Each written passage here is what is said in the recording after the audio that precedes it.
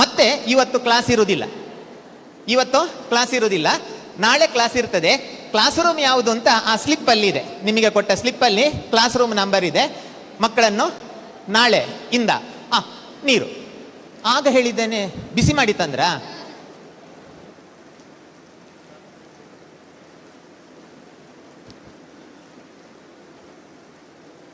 ಬೇರೆ ಏನಾದ್ರು ಮಾಹಿತಿ ಇದೆಯಾ? ಬೇರೆ ಮಾಹಿತಿ ಕೊಡುವಂಥದ್ದು ಇಲ್ಲ. ಎಸ್, ಹರ್ಷಿತಾ ಮೇಡಮ್ ಕಂಟಿನ್ಯೂ ಮಾಡಿ.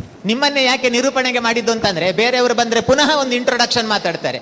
ನೀವು ಆಲ್ರೆಡಿ ಮಾಡಿದವರು ಪಾಯಿಂಟ್ ಇಂದ ಕಂಟಿನ್ಯೂ ಮಾಡ್ತೀರಿ. Yes, good. ನಿಮ್ಮೆಲ್ಲರ ಗಮನವನ್ನು ಮತ್ತೆ ಈ ಕಡೆ ಸೆಳಿತಾ ಇದ್ದೇನೆ. ಈ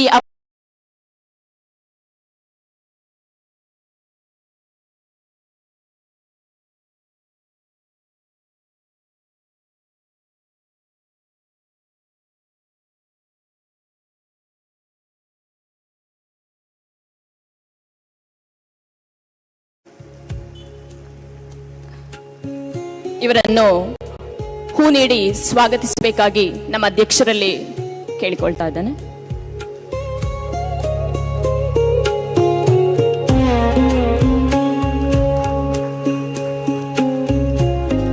ಶ್ರೀಯುತರು ಹೊಸಪೇಟೆಯ ನಾಗೇನಹಳ್ಳಿಯವರು ದಾವಣಗೆರೆಯ ಜೆಜೆಎಂ ಮೆಡಿಕಲ್ ಕಾಲೇಜಿನಲ್ಲಿ ಎಂಬಿಬಿಎಸ್ ಪದವಿಯನ್ನು ಪಡೆದು ಮಂಗಳೂರಿನ ಕೆಎಸ್ ಹೆಗ್ಡೆ ಮೆಡಿಕಲ್ ಅಕಾಡೆಮಿಯಲ್ಲಿ ಸ್ನಾತಕೋತ್ತರ ಪದವಿಯನ್ನು ಪಡೆದು 2008ರಿಂದ ಉಡುಪಿಯ ಡಾಕ್ಟರ್ ಎ.ವಿ. ಬಾಳಿಗ ಸ್ಮಾರಕ ಆಸ್ಪತ್ರೆಯಲ್ಲಿ ಮನೋವೈದ್ಯರಾಗಿ ಕಾರ್ಯನಿರ್ವಹಿಸ್ತಾ ಇದ್ದಾರೆ. ವೃತ್ತಿಯಲ್ಲಿ ವೈದ್ಯರಾಗಿ ಹಾಗೂ ಪ್ರವೃತ್ತಿಯಲ್ಲಿ ಲೇಖಕರಾದ ಶ್ರೀಯುತರು ಸರಿಸುಮಾರು 11 ಪುಸ್ತಕಗಳನ್ನು ಬರೆದು ಸಾಹಿತ್ಯಾಭಿಮಾನಿಗಳ ಮನಗೆದ್ದಿದ್ದಾರೆ. ನಿನಗೆ ನೀನೇ ಗೆಳೆಯ, did you talk to your child, ಕಣ್ಣಿಗೆ ಕಾಣುವ ದೇವರು, crossroads, thank you teacher, ನೀನಿಲ್ಲದೆ ನನಗೇನಿದೆ. ಈ ಪುಸ್ತಕವು 7ನೇ ಮುದ್ರಣವನ್ನು ಕಂಡಿದೆ. ಮಕ್ಕಳ ಹತ್ರ ಮಾತಾಡಿ ಪ್ಲೀಸ್. ಅದು 8ನೇ ಮುದ್ರಣವನ್ನು ಪಡ್ಕೊಂಡಂತಹ ಪುಸ್ತಕ ಹಾಗೂ 10ನೇ ಮುದ್ರಣವನ್ನು ಪಡ್ಕೊಂಡಂತಹ ಪುಸ್ತಕ. ಅದು ಸ್ವಲ್ಪ ಮಾತಾಡಿ ಪ್ಲೀಸ್. ಈ ಮೊದಲಾದ ಕೃತಿಗಳಲ್ಲಿ ಶ್ರೀಯುತರು ಮಾನವ ಸಂಬಂಧಗಳು, ಪೇರೆಂಟಿಂಗ್, ಮಕ್ಕಳ ಹಾರೈಕೆ ಹಾಗೂ ಪ್ರೇರಣೆ, ಸಂಬಂಧಗಳಲ್ಲಿ ಸಾಮರಸ್ಯ ಹಾಗೂ ಸಂವಹನ ಉಪನ್ಯಾಸಗಳ ಮೂಲಕ ಜನ ಮಾನಸದಲ್ಲಿ ಪರಿಚಿತರು. ಮಕ್ಕಳು, ಹದಿಹರೆಯದವರು ಹಾಗೂ ಯುವಜನತೆಯ ಶಿಕ್ಷಣ, ಬೆಳವಣಿಗೆ ಹಾಗೂ ಮಾನಸಿಕ ಆರೋಗ್ಯದ ಬಗ್ಗೆ ಅವರು ಆಸಕ್ತಿಯನ್ನು ಹೊಂದಿದ್ದು ಸುಮಾರಷ್ಟು ಕೃತಿಗಳನ್ನು ಬರೆದಿದ್ದಾರೆ. ಮದ್ಯ ವ್ಯಸನಿಗಳ ಮಕ್ಕಳಿಗಾಗಿ ವಿವಿಧ ಜಾಗೃತಿ ಕಾರ್ಯಕ್ರಮಗಳನ್ನು ಕೂಡ ಶ್ರೀಯುತರು ನಡೆಸಿಕೊಟ್ಟಿದ್ದಾರೆ. ಜೊತೆಗೆ ಡಾಕ್ಟರ್ ದೇವರ ಮನೆ ಟಾಕ್ಸ್ ಎನ್ನುವಂತಹ ಯೂಟ್ಯೂಬ್ ಚಾನೆಲ್ ಕೂಡ ಇವರು ನಡೆಸಿಕೊಂಡು ಬರ್ತಾ ಇದ್ದಾರೆ. ಅದರ ಪೇರೆಂಟಿಂಗ್ ಟಿಪ್ಸ್ ಬಗ್ಗೆ ತಾವೆಲ್ಲರೂ ಮಾಹಿತಿಯನ್ನು ಕೂಡ ಪಡ್ಕೊಳ್ಬಹುದು. ಇವರ ಮಡದಿ ಡಾಕ್ಟರ್ ವೀಣಾ, ಮಕ್ಕಳಾದ ವಂಶಿ ಹಾಗೂ ವಿಭಾ ಪ್ರಸ್ತುತ ಮಣಿಪಾಲದಲ್ಲಿ ನೆಲೆಸಿರ್ತಾರೆ. ಶ್ರೀಯುತರು ಈ ಅವಧಿಯನ್ನು ತೆಗೆದುಕೊಳ್ಳಬೇಕಾಗಿ ಕೇಳಿಕೊಳ್ತಾ ಇದ್ದಾನೆ.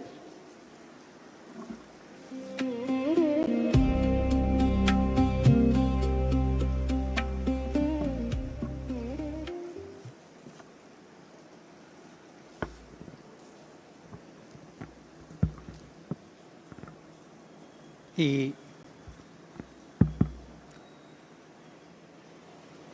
ಮತ್ತೆ ಈ ವಿವೇಕಾನಂದ ವಿದ್ಯಾವರ್ಧಕ ಸಂಸ್ಥೆಯ ಬೇರೆ ಬೇರೆ ಶಿಕ್ಷಣ ಸಂಸ್ಥೆಗಳಿಗೆ ಬರುವಂತಹ ಭಾಗ್ಯ ನನ್ನದಾಗಿದೆ. ಇದನ್ನು ಒದಗಿಸಿಕೊಟ್ಟಂಥ ರವೀಂದ್ರ ಸರ್ ಮತ್ತು ಎಲ್ಲ ಮ್ಯಾನೇಜ್ಮೆಂಟ್ ಕಮಿಟಿಯವರಿಗೆ ನಾನು ವಂದನೆಗಳನ್ನು ಸಲ್ಲಿಸ್ತೇನೆ. ದೂರದ ಉಡುಪಿಯಿಂದ ಪುತ್ತೂರಿಗೆ ಬರಲಿಕ್ಕೆ ನನಗೆ ಯಾವಾಗಲೂ ಸಂತೋಷ. ಯಾಕೆಂದರೆ ಇಷ್ಟು ದೊಡ್ಡ ಸಂಖ್ಯೆಯ ವಿದ್ಯಾರ್ಥಿಗಳನ್ನು ನಾನು ಭೇಟಿ ಮಾಡಲಿಕ್ಕೆ ಸಿಗ್ತದೆ ಅಂತ. ಸ್ವಾಮಿ ವಿವೇಕಾನಂದರ ಹೆಸರಿನಲ್ಲಿ ನಡೀತಾ ಇರ್ತಕ್ಕಂಥ ಒಂದು ವಿದ್ಯಾಸಂಸ್ಥೆಯಲ್ಲಿ ಹೊರಗೆ ಬರ್ತಾ ಇರ್ತಕ್ಕಂತಹ ಸಾವಿರಾರು ವಿದ್ಯಾರ್ಥಿಗಳು ಒಂದಲ್ಲ ಒಂದು ರೀತಿಯಲ್ಲಿ ನನ್ನ ದೇಶ ಕಟ್ಟುವಲ್ಲಿ ತಯಾರಾಗ್ತಾ ಇರ್ತಕ್ಕಂತಹ ಸಿಪಾಯಿಗಳು, ಪುರುಷ ಸಿಂಹರು, ಆ ದೇಶಕ್ಕೆ ಬೇಕಾಗುವಂತಹ ಅದ್ಭುತ ವ್ಯಕ್ತಿಗಳು ಇಲ್ಲಿ ತಯಾರಾಗ್ತಾ ಇದ್ದಾರೆ ಅನ್ನುವ ಸಂತೋಷಕ್ಕೆ ಅವರ ಜೊತೆಗೆ ಮಾತನಾಡಲಿಕ್ಕೆ ನನಗೆ ಕೆಲವು ನಿಮಿಷಗಳಾದರೂ ಸಿಗ್ತದಲ್ಲ ಅನ್ನೋ ಸಂತೋಷದಿಂದ ನಾನು ಓಡೋಡಿ ಈ ಸಂಸ್ಥೆಗೆ ಮತ್ತೆ ಮತ್ತೆ ಬರ್ತಾ ಇದ್ದೇನೆ. ಇಲ್ಲಿಯ ಶಿಕ್ಷಕರ ಜೊತೆ ಮಾತಾಡಿದ್ದೇನೆ, ಪೋಷಕರ ಜೊತೆಗೆ ಮಾತನಾಡ್ತಾ ಇದ್ದೇನೆ, ವಿದ್ಯಾರ್ಥಿಗಳ ಜೊತೆಗೆ ಮಾತಾಡಿದ್ದೇನೆ. ಒಟ್ಟಾರೆ ಮನೋವೈದ್ಯನಾಗಿ ನನ್ನ ಅನುಭವಕ್ಕೆ ಸೀಮಿತವಾದ ವಿಷಯಗಳನ್ನು ನಿಮ್ಮ ಜೊತೆಗೆ ಹಂಚಿಕೊಂಡು ಆ ಮೂಲಕ ಒಂದು ಉತ್ತಮವಾದಂತಹ ಆರೋಗ್ಯಭರಿತ ಚೈತನ್ಯಭರಿತ ಯುವ ಜನತೆಯನ್ನು ಈ ದೇಶಕ್ಕೆ ಸಿದ್ಧಪಡಿಸುವಂತಹ ಕೈಂಕರ್ಯದಲ್ಲಿ ನನ್ನ ಸೇವೆಯನ್ನು ನಾನು ಪಡ್ಕೊಳ್ತಾ ಇದ್ದೇನೆ. ಆ ಅವಕಾಶಕ್ಕಾಗಿ ನಿಮ್ಮೆಲ್ಲರಿಗೂ ನಾನು ಧನ್ಯವಾದಗಳನ್ನು ಹೇಳಲಿಕ್ಕೆ ಇಷ್ಟಪಡ್ತೇನೆ. ದೂರದ ಊರಿನಿಂದ ಬಂದಿದ್ದೀರಾ ಅಂತ ಹೇಳಿ ಈಗಾಗಲೇ ಪ್ರೆಸಿಡೆಂಟ್ ಹೇಳಿದರು. ಇಷ್ಟು ದೂರದ ಊರಿನಿಂದ ನೀವು ಈ ಸಂಸ್ಥೆಗೆ ನಿಮ್ಮ ಮಕ್ಕಳನ್ನು ಸೇರಿಸಿದ್ದೀರಾ. ನಿಮ್ಮ ಒಂದು ನಿರೀಕ್ಷೆಗಳು ಬೇರೆ ಬೇರೆ ರೀತಿಯದ್ದಿರ್ಬೋದು. ಯಾಕಂದರೆ ಈ ಕ್ಯಾಂಪಸ್ಸಿಗೆ ಬಂದ ತಕ್ಷಣ ಇಲ್ಲಿ ಇರುವ ಬೇರೆ ಬೇರೆ ವಿಭಾಗಗಳು, ಮುಂದೆ ಬರುವಂತಹ ಕೋರ್ಸ್ಗಳ ಅವಕಾಶಗಳು ನಿಮಗೆಲ್ಲ ಅನಿಸ್ಬೋದು. ನನ್ನ ಮಗ ಇಂತಹ ಕೋರ್ಸ್ ಮಾಡ್ಬೋದು, ನನ್ನ ಮಗಳು ಇಂಥ ಕೋರ್ಸ್ ಮಾಡ್ಬೋದು, ನನ್ನ ಮಗಳು ಇಂತಹ ಕೆಲಸವನ್ನು ತೆಗೆದುಕೊಳ್ಬೋದು, ಅವನ ಭವಿಷ್ಯ ಹೀಗಿರ್ಬೋದು ಹಾಗಿರ್ಬೋದು ಅಂತ. ಖಂಡಿತವಾಗಿ ಅದಕ್ಕೆ ಎರಡು ಮಾತಿಲ್ಲ. ಯಾಕೆಂದರೆ ಇಲ್ಲಿ ನೀವು ಒಳಗೆ ಬರುವಾಗ ಇಲ್ಲಿ ಆ ಸಿದ್ಧಾಂತಗಳು ನಿಮ್ಮ ಕಣ್ಣಿಗೆ ರಾಚಿಸ್ತದೆ. ಶಿಕ್ಷಣವೆಂದರೆ ಕೇವಲ ಮಾಹಿತಿಯ ಕಣಜ ಆಗುವಂಥದ್ದಲ್ಲ, ಅವರ ಒಳಗಿರ್ತಕ್ಕಂತಹ ನಿಜವಾದ ಅವಕಾಶಗಳನ್ನು ಕಲ್ಪಿಸಿಕೊಡುವಂಥದ್ದು. ಆ ಸಿದ್ಧಾಂತಗಳ ಮೇಲೆ ಶಿಕ್ಷಣ ನೀಡುವಂತಾದರೆ ಎಷ್ಟು ಚೆನ್ನ. ಎಷ್ಟೋ ಬಾರಿ ತಂದೆ ತಾಯಿಗಳಿಗೆ ಗೊತ್ತಿಲ್ಲದಂತಹ ಮಕ್ಕಳಲ್ಲಿರ್ತಕ್ಕಂಥ ವಿಶೇಷತೆಗಳನ್ನು ಶಿಕ್ಷಕರು ಹುಡುಕಿ ಹೊರತೆಗೆದು ಆ ಪೋಷಕರಿಗೆ ಪರಿಚಯ ಮಾಡುವಾಗ ಆ ಪೋಷಕರಿಗೆ ಅನಿಸ್ತದೆ, ನಾನು ಈ ಶಾಲೆಗೆ ನನ್ನ ಮಗುವನ್ನು ಸೇರಿಸಿದ್ದು ಸಾರ್ಥಕ ಆಯಿತು. ಯಾಕೆಂದರೆ ನಾನು ಇಲ್ಲಿಗೆ ಸೇರಿಸುವಾಗ ಯಾರೋ ಹೇಳಿದರು, ನೀವು ಅಲ್ಲಿ ಸೇರಿಸಿ, ಅಲ್ಲೊಂದು ಶಿಸ್ತಿದೆ, ಅಲ್ಲೆಲ್ಲ ಏನೋ ಪುಂಡ ಪೋಕರಿಕೆ ಮಾಡಲಿಕ್ಕೆ ಆಗೋದಿಲ್ಲ, ಭಾರಿ ಸ್ಟ್ರಿಕ್ಟ್ ಇದ್ದಾರೆ ಅಲ್ಲಿ ಅನ್ನುವ ಕಾರಣಕ್ಕೆ ನನ್ನ ಮಗನ ಸೇರಿಸಿದ್ದೆ. ಆದರೆ ಆ ನಿರೀಕ್ಷೆ ಮೀರಿ ಅವನಲ್ಲಿ ನನಗೆ ಗೊತ್ತಿಲ್ಲದಂತಹ, ನನ್ನ ಮಗಳಲ್ಲಿ ಇರ್ತಕ್ಕಂತಹ ವಿಶೇಷತೆ ನನಗೆ ಗೊತ್ತಿಲ್ಲದ್ದು ನಾನು ಆ ಸಂಸ್ಥೆಗೆ ಸೇರಿಸಿದ ಮೇಲೆ ಗೊತ್ತಾಯಿತು ಅಂತ ನಿಮಗೆ ಮುಂದಿನ ದಿನಗಳಲ್ಲಿ ಗೊತ್ತಾಗಲಿ ಅನ್ನೋ ನಮ್ಮ ಹಾರೈಕೆ. ಯಾಕೆಂದರೆ ಶಿಕ್ಷಣದ ಮುಖ್ಯ ಉದ್ದೇಶನೇ ಅದು. ಹೆಸರಿಗೆ ನಿಮ್ಮ ಮಗಳು ಇಲ್ಲಿ PUC ಮುಗಿಸ್ಕೊಂಡು ಬರ್ಬೋದು, ಹೆಸರಿಗೆ ನಿಮ್ಮ ಮಗ ಇಲ್ಲಿ ಡಿಗ್ರಿ ಮುಗಿಸ್ಕೊಂಡು ಬರ್ಬೋದು.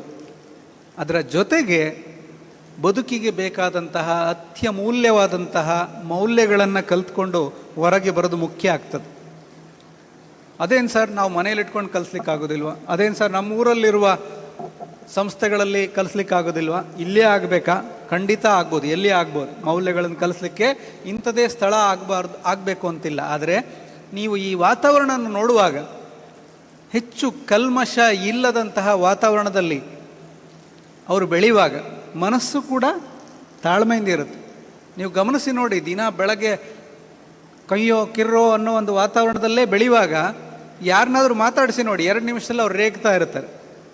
ಸೊ ಉತ್ತಮವಾದಂಥ ಶಿಕ್ಷಣ ಪಡ್ಕೊಳ್ಳುವಾಗ ಈ ರೀತಿಯಾದ ಒಂದು ಪ್ರಶಾಂತವಾದ ನಿಸರ್ಗ ಇರ್ತಕ್ಕಂತಹ ವಾತಾವರಣದಲ್ಲಿ ಮಕ್ಕಳು ಬೆಳೆಯುವಂಥದ್ದು ತುಂಬ ಮುಖ್ಯ. ನಿಮ್ಮ ಮಕ್ಕಳಿಗೆ ಕಾಲೇಜಿಗೆ ಬಂದಿದ್ದಾರೆ, ಹದಿಹರೆಯದಲ್ಲಿದ್ದಾರೆ, ನಿಮ್ಗಿಂತ ಹೆಚ್ಚು ಶಕ್ತಿಶಾಲಿಯಾಗಿದ್ದಾರೆ. ವಯಸ್ಸಿಗೆ ಬಂದ ಮಗಳನ್ನು ನೋಡುವಾಗ ಎಲ್ಲಿಲ್ಲದ ಸಂತೋಷ. ಯಾರಾದರೂ ಮನೆಗೆ ಬಂದ ತಕ್ಷಣ, ಓ ಏನು ನಿಮ್ಮ ಮಗ ನಿಮ್ಗಿಂತ ಎತ್ತರ ಆಗ್ಬಿಟ್ಟಿದ್ದಾನೆ, ಅಯ್ಯೋ ನಿಮ್ಮ ಮಗಳೇನು ಇಷ್ಟು ಎತ್ತರ ಆಗ್ಬಿಟ್ಟಿದ್ದಾಳೆ, ನಿಮ್ಮ ತಂಗಿಯ ಅಂತ ಅನ್ನುವಾಗ ಇದ್ದಾಳೆ ಅಂತ ಹೇಳುವಾಗ ತಂದೆ ತಾಯಿಗೆ ಪುಳಕ ಅಲ್ವಾ? ಒಂದು ದೊಡ್ಡ ಹೆಮ್ಮೆ ಮಕ್ಕಳನ್ನು ನೋಡುವಾಗ. ಆ ಸಂತೋಷ, ಅದರ ಜೊತೆಗೆ ಕೆಲವು ಆತಂಕಗಳು. ಇಷ್ಟು ದಿನ ಅಷ್ಟು ಯೋಚನೆ ಮಾಡಿರಲಿಲ್ಲ. ಅವನು ಶಾಲೆಗೆ ಹೋಗ್ತಿದ್ದ, ಬರ್ತಾ ಇದ್ದ. ಇನ್ನು ಕೆಲವು ಮಕ್ಕಳು ಯಾವುದೇ ಕಂಪ್ಲೇಂಟ್ಸ್ ಇಲ್ಲದೆ, ತಂದೆ ತಾಯಿಗೆ ಯೋಚನೆ ಇರಲಿಲ್ಲ ನನ್ನ ಮಗ ಯಾವ ಕ್ಲಾಸಲ್ಲಿದ್ದಾನೆ, ಏನು ಓದ್ತಾ ಇದ್ದಾನೆ, ಅವನ ಕ್ಲಾಸ್ ಟೀಚರ್ ಯಾರು ಕೇಳಿದರೆ ಗೊತ್ತೇ ಇರಲಿಲ್ಲ. ಆ ರೀತಿಯಲ್ಲಿ ಆರಾಮಾಗಿ ಬೆಳ್ಕೊಂಡು ಬಂದಿದ್ದಾರೆ. ಇನ್ಮೇಲೆ ಆತಂಕಗಳು ಜಾಸ್ತಿ. ಯಾವ ಕೋರ್ಸಿಗೆ ಹಾಕುವಂಥದ್ದು, ಆಯ್ಕೆಗಳು ಜಾಸ್ತಿ ಆದಷ್ಟು ಆತಂಕಗಳು ಜಾಸ್ತಿ. ಮೊದಲಾದರೆ ಆಯಿತು 10ನೇ ಕ್ಲಾಸ್ ಪಾಸ್ ಆಯ್ತಾ ಸಾಕು, ನನ್ನ ಜೊತೆ ಕೆಲಸಕ್ಕೆ ಬಾ ಅನ್ನುವ ರೀತಿ ಇತ್ತು. ಈಗಿಲ್ಲ. PUCಗೆ ಹೋಗ್ಬೇಕಾ, PUCಯಲ್ಲಿ ಏನು ತಗೊಳ್ಬೇಕು, ಸೈನ್ಸ್ ತಗೊಳ್ಬೇಕಾ, ಸೈನ್ಸಲ್ಲಿ ಯಾವ್ದ್ಯಾವ್ದು ತಗೊಳ್ಬೇಕು, ಆರ್ಟ್ಸ್ ತಗೊಳ್ಬೇಕಾ, ಆರ್ಟ್ಸಲ್ಲಿ ಯಾವ್ದ್ಯಾವ್ದು ತಗೊಳ್ಬೇಕು, ಕಾಮರ್ಸ್ ತಗೊಳ್ಬೇಕಾ, ಕಾಮರ್ಸಲ್ಲಿ ಏನೇನು ಸಬ್ಜೆಕ್ಟ್ಸ್. ಆಯ್ಕೆಗಳು ಜಾಸ್ತಿ ಆದಂಗೆಲ್ಲ ಆತಂಕಗಳು ಜಾಸ್ತಿ ಆಗ್ತಾ ಹೋಗ್ತದೆ, ಪೋಷಕರಿಗೂ ಮತ್ತು ನಿಮಗಿಂತ ಹೆಚ್ಚು ಆ ಮಕ್ಕಳಿಗೆ. ಸರ್ ಮಕ್ಕಳಿಗೇನು ಕಷ್ಟ ಸರ್, ನಾವೆಲ್ಲ ಕಷ್ಟಪಟ್ಟು ದುಡಿದು ಸಾಕೋದು, ಅವರೇನೋ ಆರಾಮಾಗಿರ್ತಾರೆ. ಹೊಸ ಜಮಾನದ ಸವಾಲುಗಳು ಅಂತ ಅವ್ರು ಹೇಳಿದರು. ಹೊಸ ಕಾಲದ ಒತ್ತಡಗಳು, ಸಮಸ್ಯೆಗಳು ಮಕ್ಕಳಿಗೆ ನಾವೆಲ್ಲ 10th PUC ಕಲಿಯೋದಕ್ಕಿಂತ ಹೆಚ್ಚು ಈಗಿದ್ದಾವೆ. ಆವಾಗ ಅವನು ಶಾಲೆಗೆ ಹೋಗೋದೇ ದೊಡ್ಡ ವಿಷಯ ಆಗ್ತಿತ್ತು. ಈಗ ಹಾಗಿಲ್ಲ. ಏನು ಬದಲಾವಣೆ ಆಗಿದೆ? ಒಂದು ಹದಿಹರೆಯ ಪಾಸ್ ಮಾಡೋದೇ ಒಂದು ದೊಡ್ಡ ಚಾಲೆಂಜ್. ಅವರಲ್ಲಿ ಮಾನಸಿಕವಾಗಿ ಹಲವಾರು ಬದಲಾವಣೆಗಳಾಗ್ತಾ ಇರ್ತದೆ, ದೈಹಿಕವಾಗಿ ಹಲವಾರು ಬದಲಾವಣೆಗಳಾಗ್ತಾ ಇರ್ತದೆ. ಅವರ ಬಾಲಕ ಇದ್ದ ಮಗು ಈಗ ಯುವಕನಾಗ್ತಾ ಇದ್ದಾನೆ, ಬಾಲಕಿ ಇದ್ದ ಹುಡುಗಿ ಈಗ ಯುವತಿ ಆಗ್ತಾ ಇದ್ದಾಳೆ. ಅದಕ್ಕೆ ಬೇಕಾದಂತಹ ಹಾರ್ಮೋನುಗಳ ಬದಲಾವಣೆ ಅವರಲ್ಲಿ ಆಗ್ತಾ ಇದೆ. ಆ ಹಾರ್ಮೋನುಗಳ ಬದಲಾವಣೆಯಿಂದ ಅವರ ದೇಹದಲ್ಲಿ ಆಗುವ ಚೇಂಜಸ್ ಏನಿದೆ ಅದು ಅವರನ್ನು ಸ್ವಲ್ಪ ಸಿಡುಕರನ್ನಾಗಿ ಮಾಡುತ್ತೆ. ಸಣ್ಣ ಸಣ್ಣ ವಿಷಯಕ್ಕೆ ಕೋಪ ಮಾಡ್ಕೊಳ್ತಾರೆ, ಸಿಟ್ಟು ಮಾಡ್ಕೊಳ್ತಾರೆ, ಅಪ್ಪ ಅಮ್ಮನಿಗೆ ಅವ್ರು ಹಠ ಮಾಡ್ತಾರೆ ಅನಿಸುತ್ತೆ. ಮೊದಲೆಲ್ಲ ನಾನು ಹೇಳಿದಾಗೆ ಕೇಳ್ತಾ ಇದ್ದ ಮಗಳು ಈಗ ಎಲ್ಲದಕ್ಕೂ ಎದುರು ಮಾತಾಡ್ತಾಳೆ ಅಂತ ಅನಿಸುತ್ತೆ. ಅವ್ರಿಗೇನಾದರೂ ನಾವು ಬುದ್ಧಿವಾದ ಹೇಳಕ್ಕೆ ಹೋದರೆ ಯಾಕೆ ಅಷ್ಟಕ್ಕೆ ಸಿಟ್ಟು ಮಾಡ್ಕೊಳ್ತೀವಿ ಅಂದರೆ ಇನ್ನೂ ಸಿಟ್ಟು ಬರುತ್ತೆ ಅವ್ರಿಗೆ. ನಾನೆಲ್ಲಿ ಸಿಟ್ಟು ಮಾಡ್ಕೊಂಡಿದ್ದೀನಿ, ನಾನು ಜಸ್ಟ್ ಹೇಳಿದ್ದಷ್ಟೇ ಅಂತ. ಆ ಹಾರ್ಮೋನ್ಗಳ ಏರುಪೇರಿನಿಂದ ಅವರ ಭಾವನೆಗಳ ಮೇಲೆ ಆಗ್ತಾ ಇರ್ತಕ್ಕಂಥ ಬದಲಾವಣೆಗಳ ಬಗ್ಗೆ ನಮಗೆ ಗೊತ್ತಿದ್ದರೆ ಒಳ್ಳೆಯದು. ಸಾಮಾಜಿಕ ಬದಲಾವಣೆಗಳಾಗ್ತಾ ಇದೆ. ಮನೆಗೆ ಬಂದ ತಕ್ಷಣ ಎಲ್ಲರೂ ಬುದ್ಧಿವಾದ ಹೇಳಕ್ಕೆ ಶುರು ಮಾಡಿಬಿಡ್ತಾರೆ. ಏನಪ್ಪ ಇಷ್ಟು ದೊಡ್ಡವನಾಗಿದೆಯಾ, ಈಗ ನಿಮ್ಮಪ್ಪ ತುಂಬ ಕಷ್ಟಪಡ್ತಾರೆ, ನಿಮ್ಮಮ್ಮ ತುಂಬ ಕಷ್ಟಪಡ್ತಾರೆ, ನೀನು ಹೀಗೆಲ್ಲ ಮಾಡಿದರೆ ಸರಿ ಹೋಗಲ್ಲ, ಅಜ್ಜ ಅಜ್ಜಿ ದೊಡ್ಡಪ್ಪ ದೊಡ್ಡಮ್ಮ ಎಲ್ಲರೂ ಬುದ್ಧಿವಾದ ಹೇಳೋರೆ. ಈ ಮಗುಂಗೆ ಏನು ಅನಿಸುತ್ತೆ, ಇವರೆಲ್ಲ ಯಾಕಾದರೂ ಮನೆಗೆ ಬರ್ತಾರಪ್ಪ ಅಂತ ಅನ್ಸುತ್ತೆ.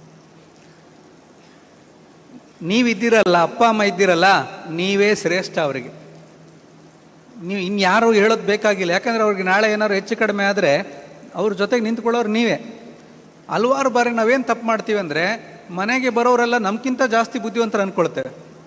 ಬಂದವ್ರ ಹತ್ರ ಎಲ್ಲ ಹೇಳ್ಸೋದು, ಅವನಿಗೆ ಸ್ವಲ್ಪ ಓದು ಅಂತ ಹೇಳಿ, ಅವನಿಗೆ ಸ್ವಲ್ಪ ಮೊಬೈಲ್ ನೋಡಬೇಡ ಅಂತ ಹೇಳಿ, ಅವನು ಸ್ವಲ್ಪ ಅವ್ರ ಅಮ್ಮನಿಗೆ ಸಿಟ್ಟು ಮಾಡ್ತಾನೆ, ಅವನಿಗೆ ಸಿಟ್ಟು ಮಾಡಬೇಡ ಅಂತ ಹೇಳಿ ಅಂಥೇಳಿ ಮನೆಗೆ ಬಂದಿರೋರ ಹತ್ರ ಎಲ್ಲ ಹೇಳಿಸ್ಲಿಕ್ಕೆ ಶುರು ಮಾಡ್ತೀವಿ. ಆ್ಯಕ್ಚುಲಿ ನೀವು ಹೇಳಿದರೆ ಅವನಿಗೆ ಬೇಸರ ಇಲ್ಲ, ನೀವು ಊರೆಲ್ಲ ನನ್ನ ಬಗ್ಗೆ ಸುದ್ದಿ ಹೇಳ್ಕೊಂಡು ಬರ್ತಿದ್ದೀರಲ್ಲ ಅಂತ ಸಿಟ್ಟು ಬರುತ್ತೆ.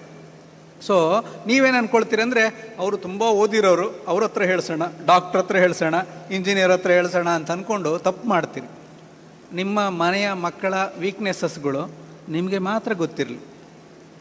ಯಾರು ಮನೆಗೆ ಬಂದ ತಕ್ಷಣ ಎಷ್ಟು ಜವಾಬ್ದಾರಿ ಇದೆಯಲ್ಲ, ನಿಮ್ಮ ಮಗಳು ಬಂದ ತಕ್ಷಣ ಮಾತಾಡಿಸ್ಲಿಲ್ಲ, ಕೂತ್ಕೋ ಅಂತ ಹೇಳಿದ್ಲು, ಅವಳು ಮಾರ್ಕ್ಸ್ ಎಲ್ಲ ಕೇಳಿದೆ ತುಂಬ ಚೆನ್ನಾಗಿದೆ, ಬಂದವ್ರು ಹೇಳ್ತಾ ಇರ್ತಾರೆ ಪಟ್ಟ ಅಂತ, ಸುಮ್ಮನೆ ಯಾರು ಬಂದಾಗ ಹಾಗೆ ಮಾಡ್ತಾಳೆ, ನಮ್ಮ ಹತ್ರ ಎಲ್ಲ ಭಾರಿ ಸಿಟ್ಟು ಮಾಡ್ತಾಳೆ, ಅವಳು ರೂಮ್ ನೋಡಿ ಎಷ್ಟು ಗಲೀಜಾಗಿ ಇಟ್ಕೊಂಡಿದ್ದಾಳೆ, ಪಟ್ ಅಂತ ಬಂದವ್ರ ಹತ್ರ ಅವರ ವೀಕ್ನೆಸ್ಗಳೆಲ್ಲ ಹೇಳಿಬಿಡ್ತೇವೆ. ಸೊ ಆ ಮಕ್ಕಳ ಎದುರಲ್ಲಿ ಎಲ್ಲ ಮನೆಗೆ ಬಂದವ್ರ ಹತ್ರ ಹೇಳಬೇಡಿ. What I want to tell you, ನಿಮಗೆ ನಿಮ್ಮ ಮಕ್ಕಳ ಮೇಲೆ ಎಲ್ಲ ಹಕ್ಕುಗಳಿದೆ. ಅವರಿಗೆ ಬೈದು ಬುದ್ಧಿ ಹೇಳಿ, ಪ್ರೀತಿಯಿಂದ ಹೇಳಿ, ತಿದ್ದಿ ಹೇಳಿ. ಇವತ್ತಿಲ್ಲ ನಾಳೆ ಅವ್ರಿಗೆ ಗೊತ್ತಾಗುತ್ತೆ ನನ್ನ ಅಪ್ಪ ನನಗೆ ಮಾಡಿದ್ದು ಒಳ್ಳೆಯದು, ನನ್ನ ಅಮ್ಮ ನನಗೆ ಮಾಡಿದ್ದು ಒಳ್ಳೆಯದು ಅಂತ. ಆದರೆ ಬೇರೆಯವ್ರಿಗೆ ಅವರ ಸಮಸ್ಯೆ ಗೊತ್ತಾಗುತ್ತೆ ಅಂತಿಲ್ಲ. ಸೊ ಸಾಮಾಜಿಕ ಬದಲಾವಣೆಗಳಾಗ್ತಾ ಇರುತ್ತೆ ಈ ಸಮಯದಲ್ಲಿ. ಬರೀ PUC ಮಾತ್ರ ಟೆನ್ಷನ್ ಇಲ್ಲ ಅವರಿಗೆ, ಇದೆಲ್ಲ ಇದೆ. ಯಾರಾದರೂ ಅತಿಯಾಗಿ ಅವರಿಗೆ ಅಪರಾಧಿ ಭಾವನೆ ತುಂಬಿಸ್ಬಿಟ್ಟಿದ್ದಾರೆ ಅಂತ ಇಟ್ಕೊಳ್ಳಿ, ನೋಡಪ್ಪ ನೀವು ಅಮ್ಮ ಹಾಸಿಗೆ ಹಿಡ್ದಿದ್ದಾರೆ, ಸ್ವಲ್ಪ ನೋಡಿ ಖರ್ಚು ಮಾಡು, ನೀವು ಅಪ್ಪನಿಗೆ ತುಂಬ ಸಾಲ ಇದೆ, ನೀನು ಎಲ್ಲದಕ್ಕೂ ಅವನು ಕೇಳಿದ್ದೇನು, ಸ್ಕೂಲ್ ಫೀಸ್ ಕಟ್ಟಬೇಕು ಹೇಳಿದ್ದಾರೆ ಪ್ರಿನ್ಸಿಪಲ್ಲು ಅಂತ. ಸ್ಕೂಲ್ ಫೀಸ್ ಕಟ್ಟೋಕ್ಕೆ ನನಗೆ ಅನುಕೂಲ ಇಲ್ಲ ಹೇಳಿದರೆ ಆಯಿತು, ನೋಡಪ್ಪ ಮುಂದಿನ ತಿಂಗಳಿಗೆಲ್ಲ ನಾನು ವ್ಯವಸ್ಥೆ ಮಾಡ್ತೀನಿ, ನಾನು ಪ್ರಿನ್ಸಿಪಲ್ರ ಹತ್ರ ಮಾತಾಡ್ತೀನಿ ಅಂದರೆ ಆಯಿತು. ಆದರೆ ಅವನು ಫೀಸ್ ಕೇಳಿದ ತಕ್ಷಣ ನಾವು ಶುರು ಮಾಡ್ತೀವಿ, ನೋಡು ನೀನು ಬರೀ ಫೀಸ್ ಅಂತ ಬಂದುಬಿಟ್ರೆ ಹೇಗೆ, ನನಗೆ ಇಷ್ಟು ಕಷ್ಟ ಇದೆ, ನಾನೇನು ದುಡ್ಡಿನ ಮರ ಹಾಕಿಲ್ಲ. ನಮ್ಮ ಕಷ್ಟಗಳೆಲ್ಲ ಅವನು ಓದುವ ಸಮಯದಲ್ಲಿ ಹೇಳಲಿಕ್ಕೆ ಶುರು ಮಾಡಿದಾಗ ಏನಾಗುತ್ತೆ, ಅವನಲ್ಲಿ ಓದೋದು ಬಿಟ್ಟು ಯೋಚನೆ ಮಾಡೋಕ್ಕೆ ಶುರು ಮಾಡ್ತಾನೆ, ಅಯ್ಯೋ ನಾನು ತಪ್ಪು ಮಾಡ್ತಾ ಇದ್ದೀನ, ನನ್ನಿಂದ ಮನೆಯವರಿಗೆ ತೊಂದರೆ ಆಗ್ತಿದೆಯಾ. ಅಲ್ಲ ಸರ್, ನಮ್ಮ ಕಷ್ಟ ಅವ್ರಿಗೆ ಗೊತ್ತಿರಬೇಕಲ್ಲ. ಯಾವಾಗ ಗೊತ್ತಿರಬೇಕು? ನೀವು ಕಷ್ಟಗಳ ಬಗ್ಗೆ ಬೇರೆ ಮಾತಾಡಿ. ಈಗ ಅವನು ಓದ್ತಾ ಇದ್ದಾನೆ, ಈಗ ಅವನು ಸಂಪೂರ್ಣವಾಗಿ ಓದಿನ ಕಡೆ ಗಮನ ಕೊಡಲಿ. ನಿಮಗೂ ಕಷ್ಟ ಇದೆ, ಆದರೆ ನಿಮ್ಮ ಹಾಗೆ ಅವನು ಕಷ್ಟಗಳು ಅನುಭವಿಸಬಾರ್ದು ಅಂತೇಳಿ ನೀವು ದೂರ ಹಾಕಿದ್ದೀರಿ. ದೂರ ಹಾಕಿದ ಮೇಲೆ ಇಲ್ಲಿದೆಲ್ಲ ವಿಷಯಗಳು ಅವನ ಗಮನಕ್ಕೆ ಬರೋದು ಬೇಡ. ನಾನು ವಿದ್ಯಾರ್ಥಿಯಾಗಿ ಹಾಸ್ಟೆಲಲ್ಲಿದ್ದು ನಾನು ಮಾಡಿದ ತಪ್ಪುಗಳು ನಿಮಗೆ ಹೇಳ್ತಾ ಇದ್ದೀನಿ. ಅಲ್ಲಿ ಓದು ಪುಸ್ತಕ ಮುಂದೆ ಇಟ್ಕೊಂಡು ನಾವು ಯೋಚನೆ ಮಾಡ್ತಾ ಕೂತ್ಕೊಳ್ಳೋದಪ್ಪ, ನಮ್ಮಮ್ಮ ಭಾರಿ ಕಷ್ಟಪಡ್ತಾ ಇದ್ದರು, ನಮ್ಮಪ್ಪ ತುಂಬ ಕಷ್ಟಪಟ್ಟು ನನ್ನನ್ನು ಕಳಿಸ್ತಾ ಇದ್ದಾರೆ, ಓದಿನ ಕಡೆ ಗಮನ ಇಲ್ಲ. ಆ್ಯಕ್ಚುಲಿ ನಾನು ಚೆನ್ನಾಗಿ ಗಮನ ಇಟ್ಟು ಓದಿ ವಿದ್ಯಾಭ್ಯಾಸವನ್ನು ಸುಸೂತ್ರವಾಗಿ ಕೊಟ್ಟ 2 ವರ್ಷದಲ್ಲಿ ಮುಗಿಸ್ಕೊಂಡ್ರೆ ನಾನು ತಂದೆಗೆ ಸಹಾಯ ಮಾಡಬಹುದು ಅಂಥೇಳಿ ನಾವು ಆ ಮಕ್ಕಳಿಗೆ ತಿಳಿಸ್ಕೊಡ್ಬೇಕು. ಹಾಗಂತ ಅವರು ಸ್ಪಂದನೆಯೇ ಇಲ್ಲ. ನಮ್ಮ ಕಷ್ಟಗಳಿಗೆ ಅವ್ರಿಗೆ ಸ್ಪಂದಿಸೋದೇ ಬೇಡ ಅಂಥೇಳಿ, ನೀನೇನು ಕಟ್ಟೋದು ಬೇಡ, ನೀನೇನು ನಮ್ಮ ಬಗ್ಗೆ ಯೋಚನೆ ಮಾಡೋದು ಬೇಡ, ನೀನೊಂದು ಸರಿಯಾಗಿ ಮಾರ್ಕ್ಸ್ ತೆಗೆದ್ರೆ ಸಾಕು ಅಂತ ಹೇಳಬೇಕಾಗಿಲ್ಲ. ಕಷ್ಟಗಳಿದೆ, ಹಣಕಾಸಿನ ತೊಂದರೆಗಳಿದೆ, ಆದರೆ ಅದೆಲ್ಲ ನಾನು ನಿಭಾಯಿಸಬಲ್ಲೆ. ಇವೆಲ್ಲ ಸಮಸ್ಯೆಗಳ ಮೇಲೆ ನೀನು ದೂರ ಇದ್ದುಕೊಂಡು ಒಳ್ಳೆಯ ವಿದ್ಯಾಭ್ಯಾಸ ಮತ್ತು ಮೌಲ್ಯಗಳನ್ನು ಪಡೆದುಕೊಳ್ತಾ ಇದೆಯಲ್ಲ, ಆ ಸಂತೋಷದ ಮುಂದೆ ಇದು ಯಾವುದೂ ಅಲ್ಲ ನನಗೆ ಅನ್ನುವ ಸಂದೇಶವನ್ನು ಮಕ್ಕಳಿಗೆ ಕೊಟ್ಟು ಕಲಿಸಿದ್ರೆ ಏನಾಗುತ್ತೆ, ಅವರು ಓದಿನ ಕಡೆ ಗಮನ ಕೊಡ್ತಾರೆ, ದುಶ್ಚಟಗಳು ಅಥವಾ ಸಮಯ ವ್ಯರ್ಥ ಮಾಡುವ ಕಡೆ ಹೆಚ್ಚು ಗಮನ ಕೊಡೋದಿಲ್ಲ. ಇದು ಮುಖ್ಯ. ಸಾಮಾಜಿಕ ಬದಲಾವಣೆಗಳಲ್ಲಿ ಅವರಿದ್ದಾರೆ ಅಂತ ಹೇಳಿದೆ. ಮೂರನೇದು, ಶೈಕ್ಷಣಿಕ ಸವಾಲುಗಳನ್ನು ಈ ಸಮಯದಲ್ಲಿ ಎದುರಿಸ್ತಾರೆ. ಹಿಂದೆ ನೀವು 10 ವರ್ಷ 20 ವರ್ಷದ ಕೆಳಗೆ ಅಥವಾ 30 ವರ್ಷ ನೀವೆಲ್ಲ PUC ಮಾಡುವಾಗ ಸಮಯ ಯೋಚನೆ ಮಾಡಿಕೊಂಡ್ರೆ ಇಷ್ಟು ಕಷ್ಟ ಇರಲಿಲ್ಲ. ಅವ್ರಿಗೆ ಈಗ ಕಾಂಪಿಟೇಟಿವ್ನೆಸ್ ಜಾಸ್ತಿ ಆಗಿದೆ. 10ನೇ ಕ್ಲಾಸಲ್ಲಿ ಡಿಸ್ಟಿಂಕ್ಷನ್ ತೆಗೆದ ವಿದ್ಯಾರ್ಥಿ ಬೀಗ್ತಾ ಇದ್ದ. ಊರಲ್ಲೆಲ್ಲ ನಾವು ಫ್ಲೆಕ್ಸ್ ಹಾಕಿಬಿಟ್ಟಿದ್ವಿ 10ನೇ ಕ್ಲಾಸಲ್ಲಿ ಡಿಸ್ಟಿಂಕ್ಷನ್ ಬಂದಿದ್ದೇನೆ ಅಂತ.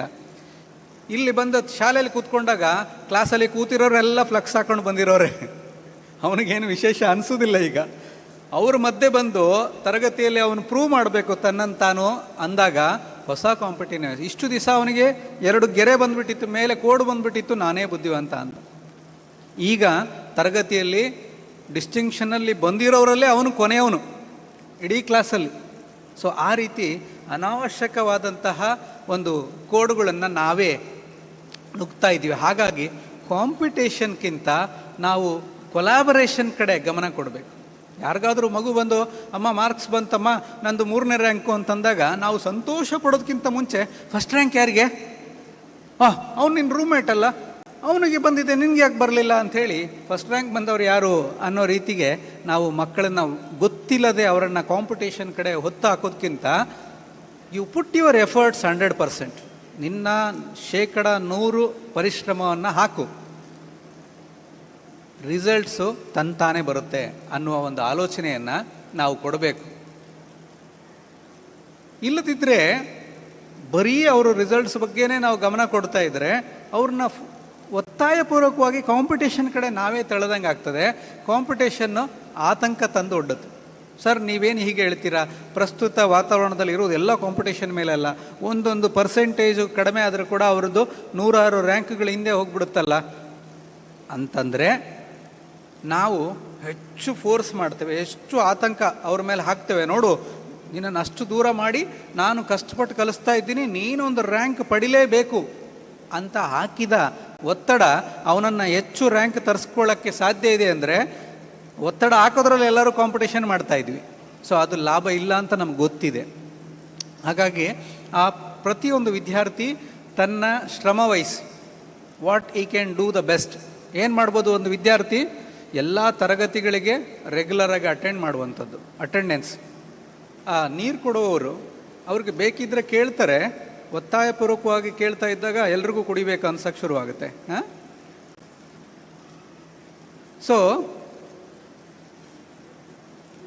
ನನ್ನ ವಿದ್ಯಾರ್ಥಿಯಾಗಿ ನನ್ನ ಕೆಲಸ ಏನು ಮಾಡ್ಬೋದು, ತರಗತಿಗಳಿಗೆ ರೆಗ್ಯುಲರಾಗಿ ಹೋಗುವಂಥದ್ದು, ನೋಟ್ಸ್ ಮಾಡ್ಕೊಳ್ಳುವಂಥದ್ದು, ಕ್ಲಾಸ್ ಅಟೆಂಡ್ ಮಾಡುವಂಥದ್ದು, ಡೌಟ್ಸ್ ಇದ್ದರೆ ಟೀಚರ್ ಹತ್ರ ಕೇಳ್ಕೊಳ್ಳುವಂಥದ್ದು, ಹಿಂದಿನ ವರ್ಷದ ಪ್ರಶ್ನೆ ಪತ್ರಿಕೆಗಳನ್ನು ಸಾಲ್ವ್ ಮಾಡ್ಕೊಳ್ಳುವಂಥದ್ದು, ತನ್ನ ಸ್ನೇಹಿತರು, ಒಬ್ಬನಿಗೆ ಫಿಸಿಕ್ಸಲ್ಲಿ ಹುಷಾರಿದ್ದಾನೆ, ಇನ್ನೊಬ್ಬ ಕೆಮಿಸ್ಟ್ರಿಯಲ್ಲಿ ಹುಷಾರಿದ್ದಾನೆ, ಇನ್ನೊಬ್ಬ ಇಂಗ್ಲೀಷಲ್ಲಿ ಹುಷಾರಿದ್ದಾನೆ, ತನಗೆ ಕಷ್ಟ ಇರತಕ್ಕಂಥ ಸಬ್ಜೆಕ್ಟ್ಸನ್ನು ತನ್ನ ಸ್ನೇಹಿತರ ಜೊತೆಗೆ ಚರ್ಚಿಸಿ ತಿಳ್ಕೊಳ್ಳುವಂಥದ್ದು, ಇದನ್ನೆಲ್ಲ ರೆಗ್ಯುಲರ್ ಆಗಿ ಅವರು ಮಾಡಿದರೆ ಅವರು ರಿಸಲ್ಟ್ಸ್ ಬಗ್ಗೆ ಯೋಚನೆ ಮಾಡೋದೇ ಬೇಡ.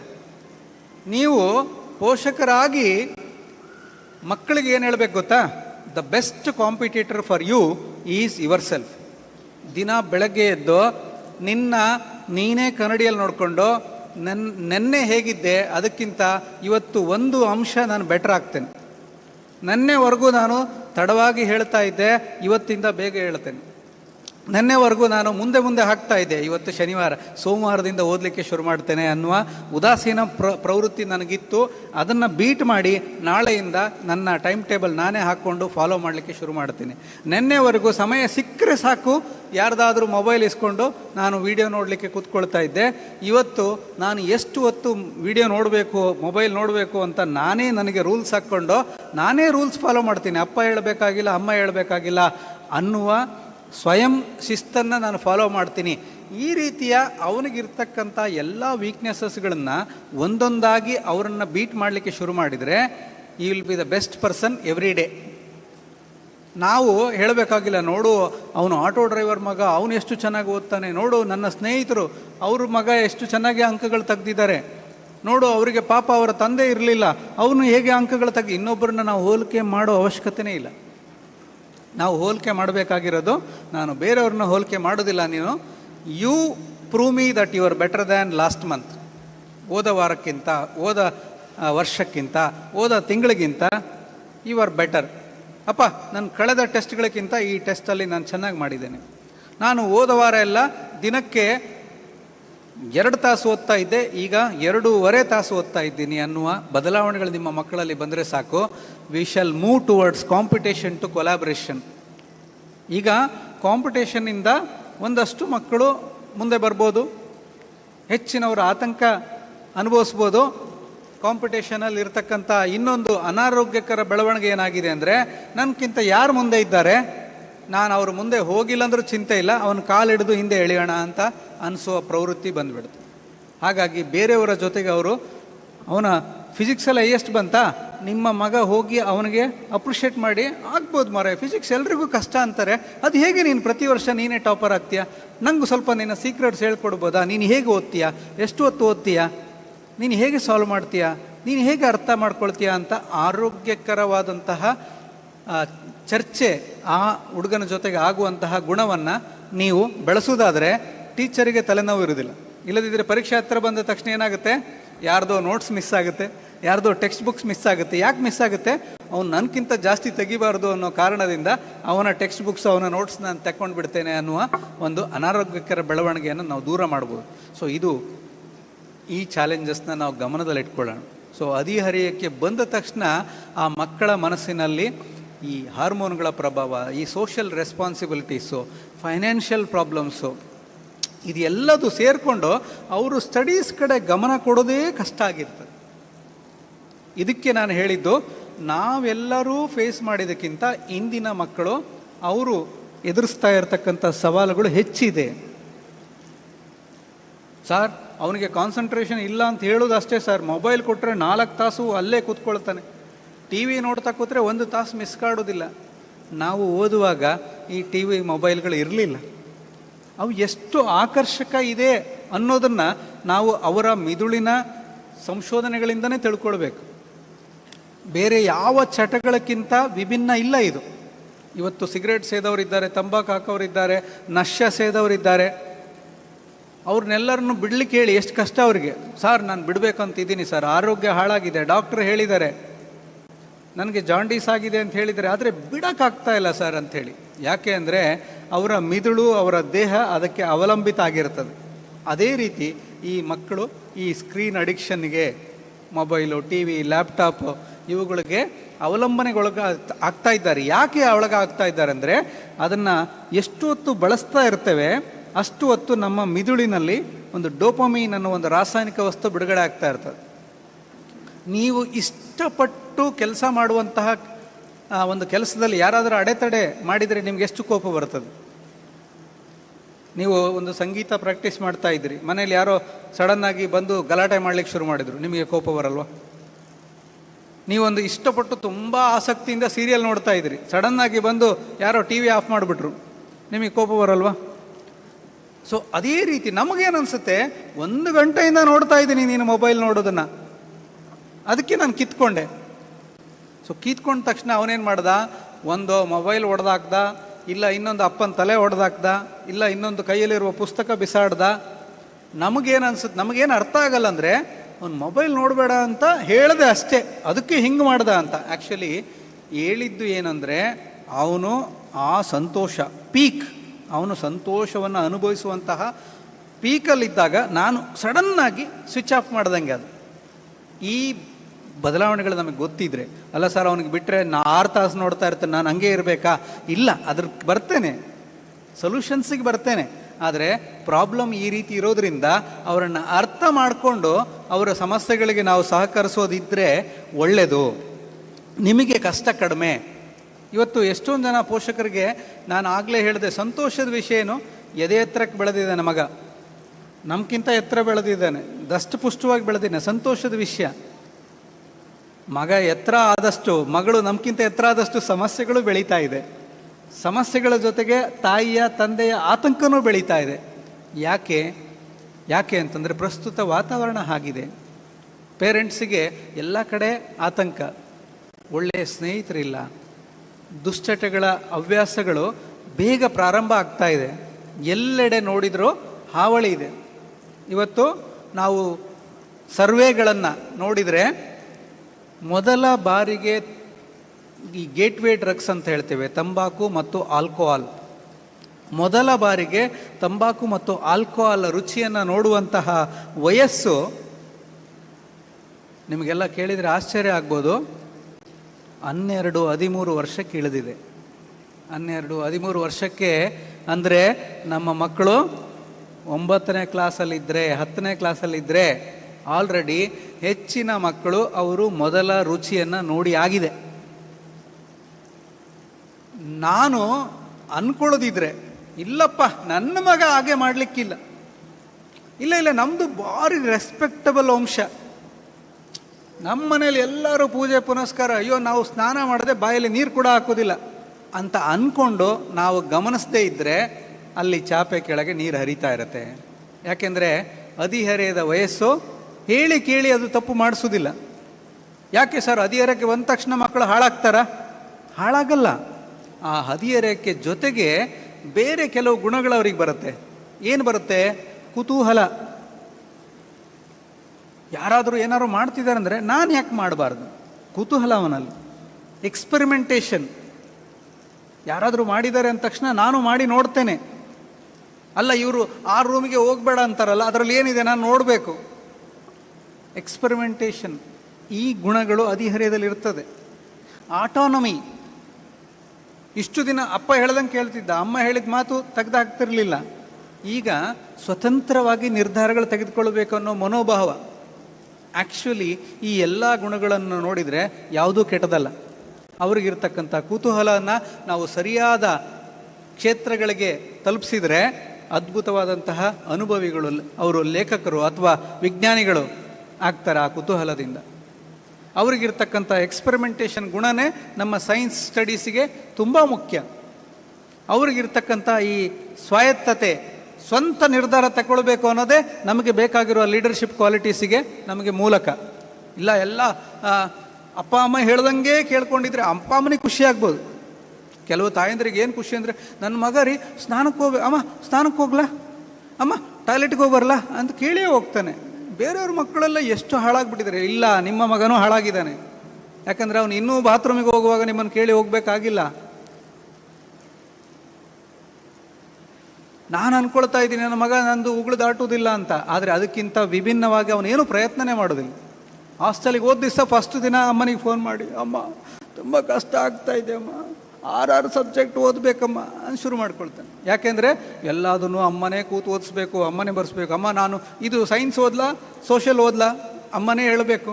ನಾಳೆ ಬೆಳಗ್ಗೆ ಟೀ ಶರ್ಟ್ ಹಾಕ್ಕೊಳ್ಳ, ಶರ್ಟ್ ಹಾಕ್ಕೊಳ್ಳ, ಅಮ್ಮನೇ ಹೇಳಬೇಕು. ಇಷ್ಟು ದಿನ ಅದನ್ನು ಮಾಡಿಬಿಟ್ಟಿದ್ದೀವಿ. ಅದರಿಂದ ಅವರು ಹೊರಗೆ ಬರಲಿಕ್ಕೆ ತುಂಬ ಕಷ್ಟಪಡಬೇಕಿನ್ನು.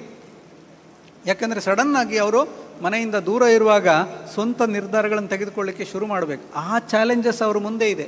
ನಾಳೆಯಿಂದ ಅವ್ರು ಫೇಸ್ ಮಾಡಬೇಕು. ನಾವೇ ಅವ್ರಿಗೆ ಬೈತೀವಿ, ಏನು ಸಣ್ಣ ಸಣ್ಣದಕ್ಕೆಲ್ಲ ನನ್ನನ್ನು ಕೇಳ್ತೀಯ, ಮುಂದೆ ಏನು ಮಾಡ್ತೀಯ? ಮಾಡಿದ್ದು ನಾವೇ.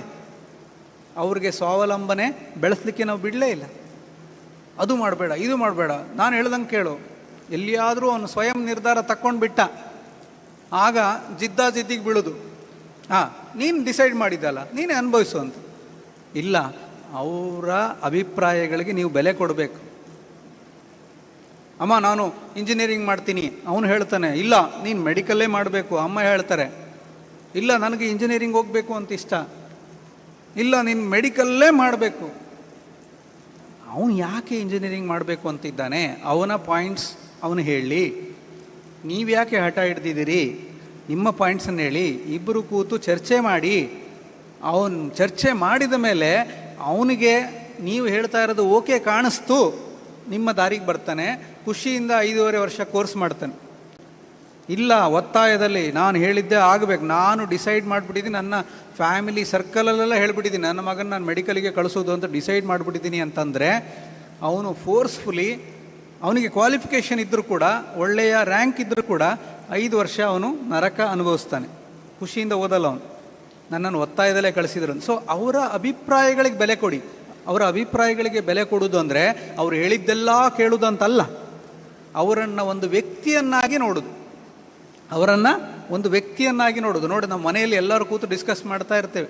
ಯಾವುದೋ ಒಂದು ವಿಷಯ ನಮಗನ್ಸುತ್ತೆ, ನನ್ನ ಪತಿ ನನ್ನನ್ನು ಕೇಳಲೇ ಇಲ್ಲ, ಅವರ ತಾಯಿನ ಕೇಳ್ದ, ಅವರ ಅಣ್ಣನ ಕೇಳ್ದ, ನಿರ್ಧಾರ ತಗೊಂಡ್ಬಿಟ್ಟ. ನಮಗೆ ಎಷ್ಟು ಸಿಟ್ಟು ಬರುತ್ತೆ, ನನ್ನ ಒಂದು ಮಾತು ಕೇಳಲಿಲ್ಲ ಅಂತ. ನಾವು ಆ ಕಾರ್ಯಕ್ರಮಕ್ಕೆ ಹೋಗೋದಿಲ್ಲ ಬೇಕಿದ್ರೆ, ಯಾಕಂದ್ರೆ ನನ್ನನ್ನು ಕೇಳಿ ಡಿಸೈಡ್ ಮಾಡಿಲ್ಲ ಅಂತ.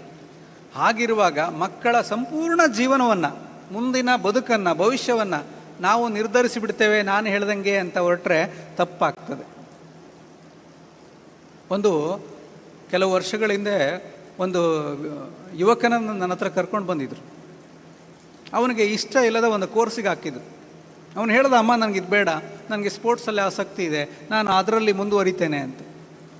ಇವರು ಹೇಳಿದ್ರು, ಇಲ್ಲ ಇಲ್ಲ ಇಲ್ಲ, ಅಲ್ಲಿ ನನಗೆ ಪ್ರಿನ್ಸಿಪಲ್ ಪರಿಚಯ ಇದ್ದಾರೆ, ಅಲ್ಲಿ ನನಗೆ ಟೀಚರ್ ಪರಿಚಯ ಇದ್ದಾರೆ, ಅಲ್ಲಿ ಇದ್ದರೆ ನೀನು ಚೆನ್ನಾಗಿರ್ತೀಯಾ, ಇಲ್ಲಿದ್ದರೆ ಹಾಳಾಗ್ತೀಯಾ ಅಂತ ತಗೊಂಡೋಗಿ ಹಾಸ್ಟೆಲ್ಗೆ ಸೇರಿಸಿದ್ರು. ಈ ಥರದ ಪೇರೆಂಟ್ ಓರಿಯೆಂಟೇಷನ್ ಪ್ರೋಗ್ರಾಮು ಇತ್ತು.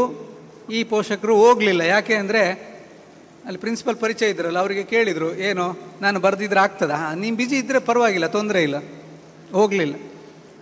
ಅವರು ಹೇಳಿದರು, ಪ್ರತಿ ತಿಂಗಳು ನೀವು ಅಡ್ಮಿನಿಸ್ಟ್ರೇಟಿವ್ ಆಫೀಸಿಗೆ ಫೋನ್ ಮಾಡಿ ಕೇಳಬೇಕು, ಏನಾದ್ರು ತೊಂದರೆಗಳಿದ್ದರೆ, ಕುಂದುಕೊರತೆಗಳಿದ್ದರೆ ನಿಮಗೆ ತಿಳಿಸ್ತಾರೆ.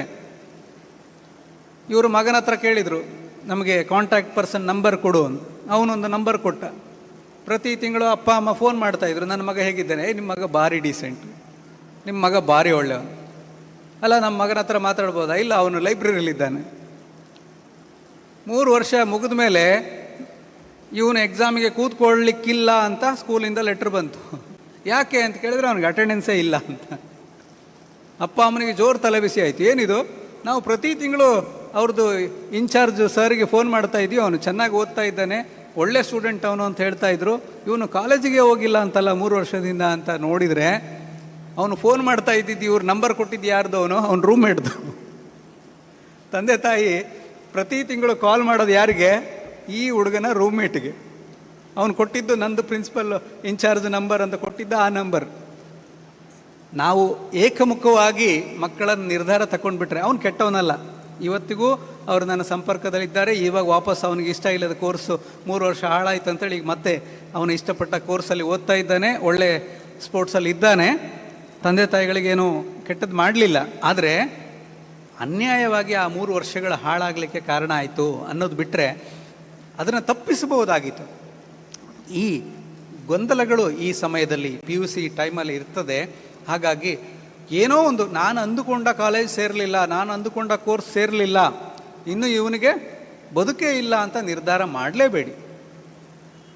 ಆಗಲೇ ನಾನು ಹೇಳಿದೆ, ಶಿಕ್ಷಣದ ಪ್ರಮುಖ ಧ್ಯೇಯ ಉದ್ದೇಶ ಏನಂದರೆ ಅವನ ಒಳಗಿರ್ತಕ್ಕಂತಹ ಸುಪ್ತ ಶಕ್ತಿಯ ಪ್ರದರ್ಶನ ಮಾಡುವಂಥದ್ದು. ಆ ಕೆಲಸವನ್ನು ಶಿಕ್ಷಕರು ಮಾಡ್ತಾರೆ.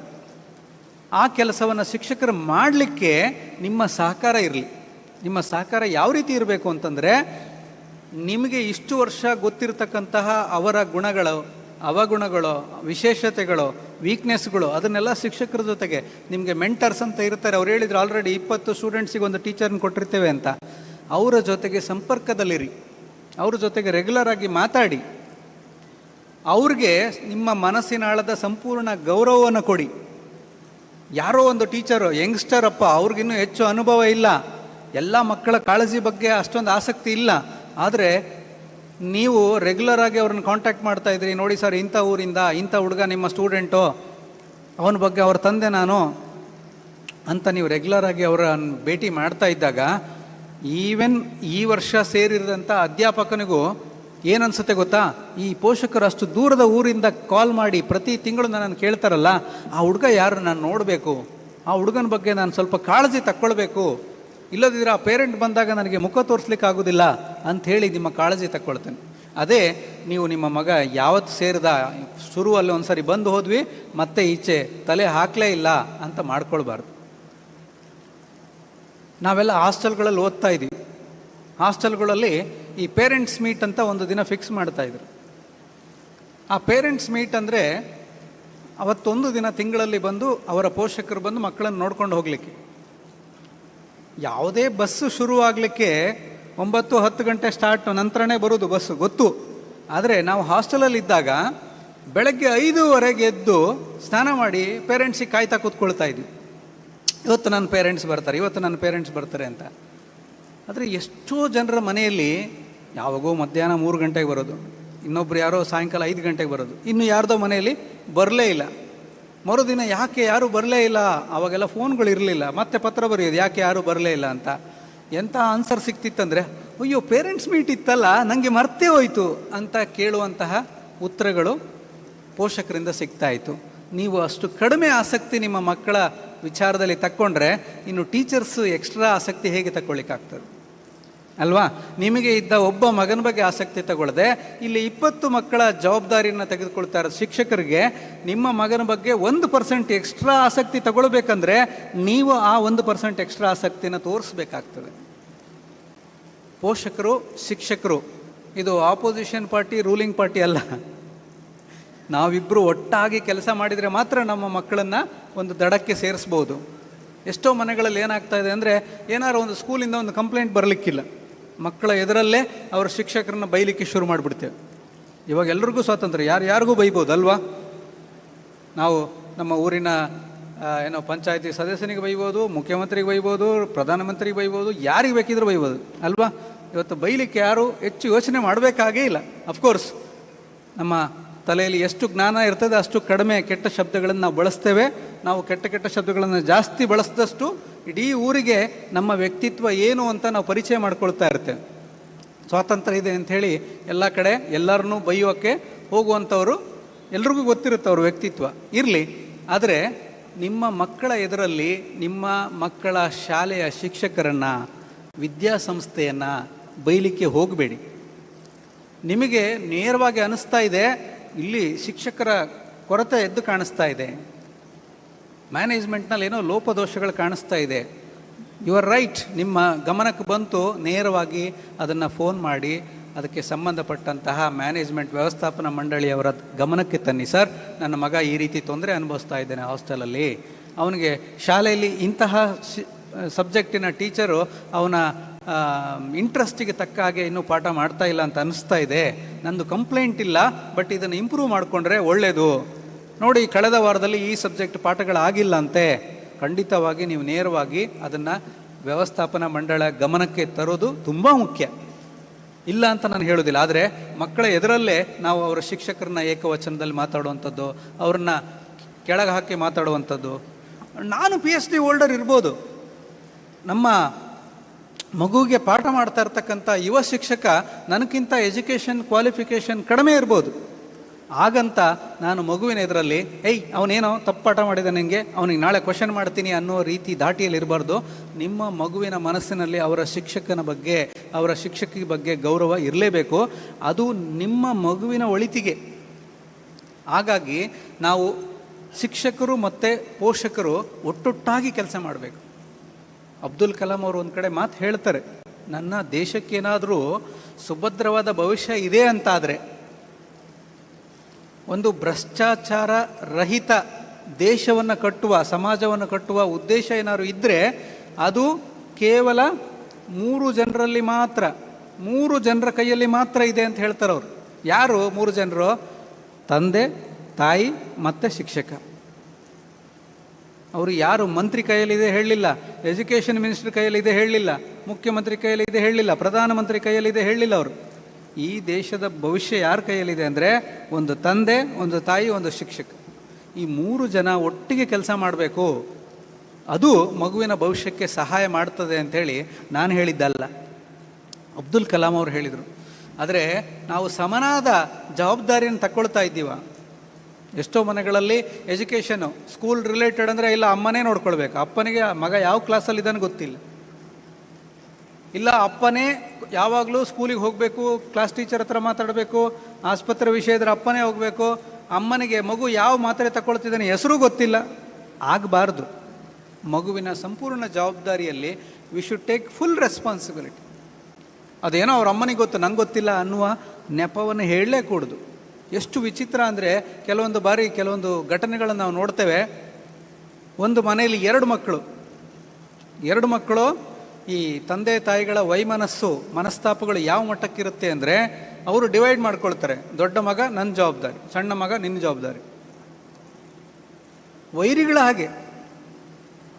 ಕೆಲವೊಂದು ಪರಿಸ್ಥಿತಿಗಳಲ್ಲಿ ಹೇಗಾಯಿತು ಅಂದರೆ ತಾಯಿಯ ಹಣಕಾಸಿನ ತೊಂದರೆ ಚೆನ್ನಾಗಿತ್ತು, ತಂದೆಯ ಹಣಕಾಸಿನ ತೊಂದರೆ ಹಾಳಾಯಿತು.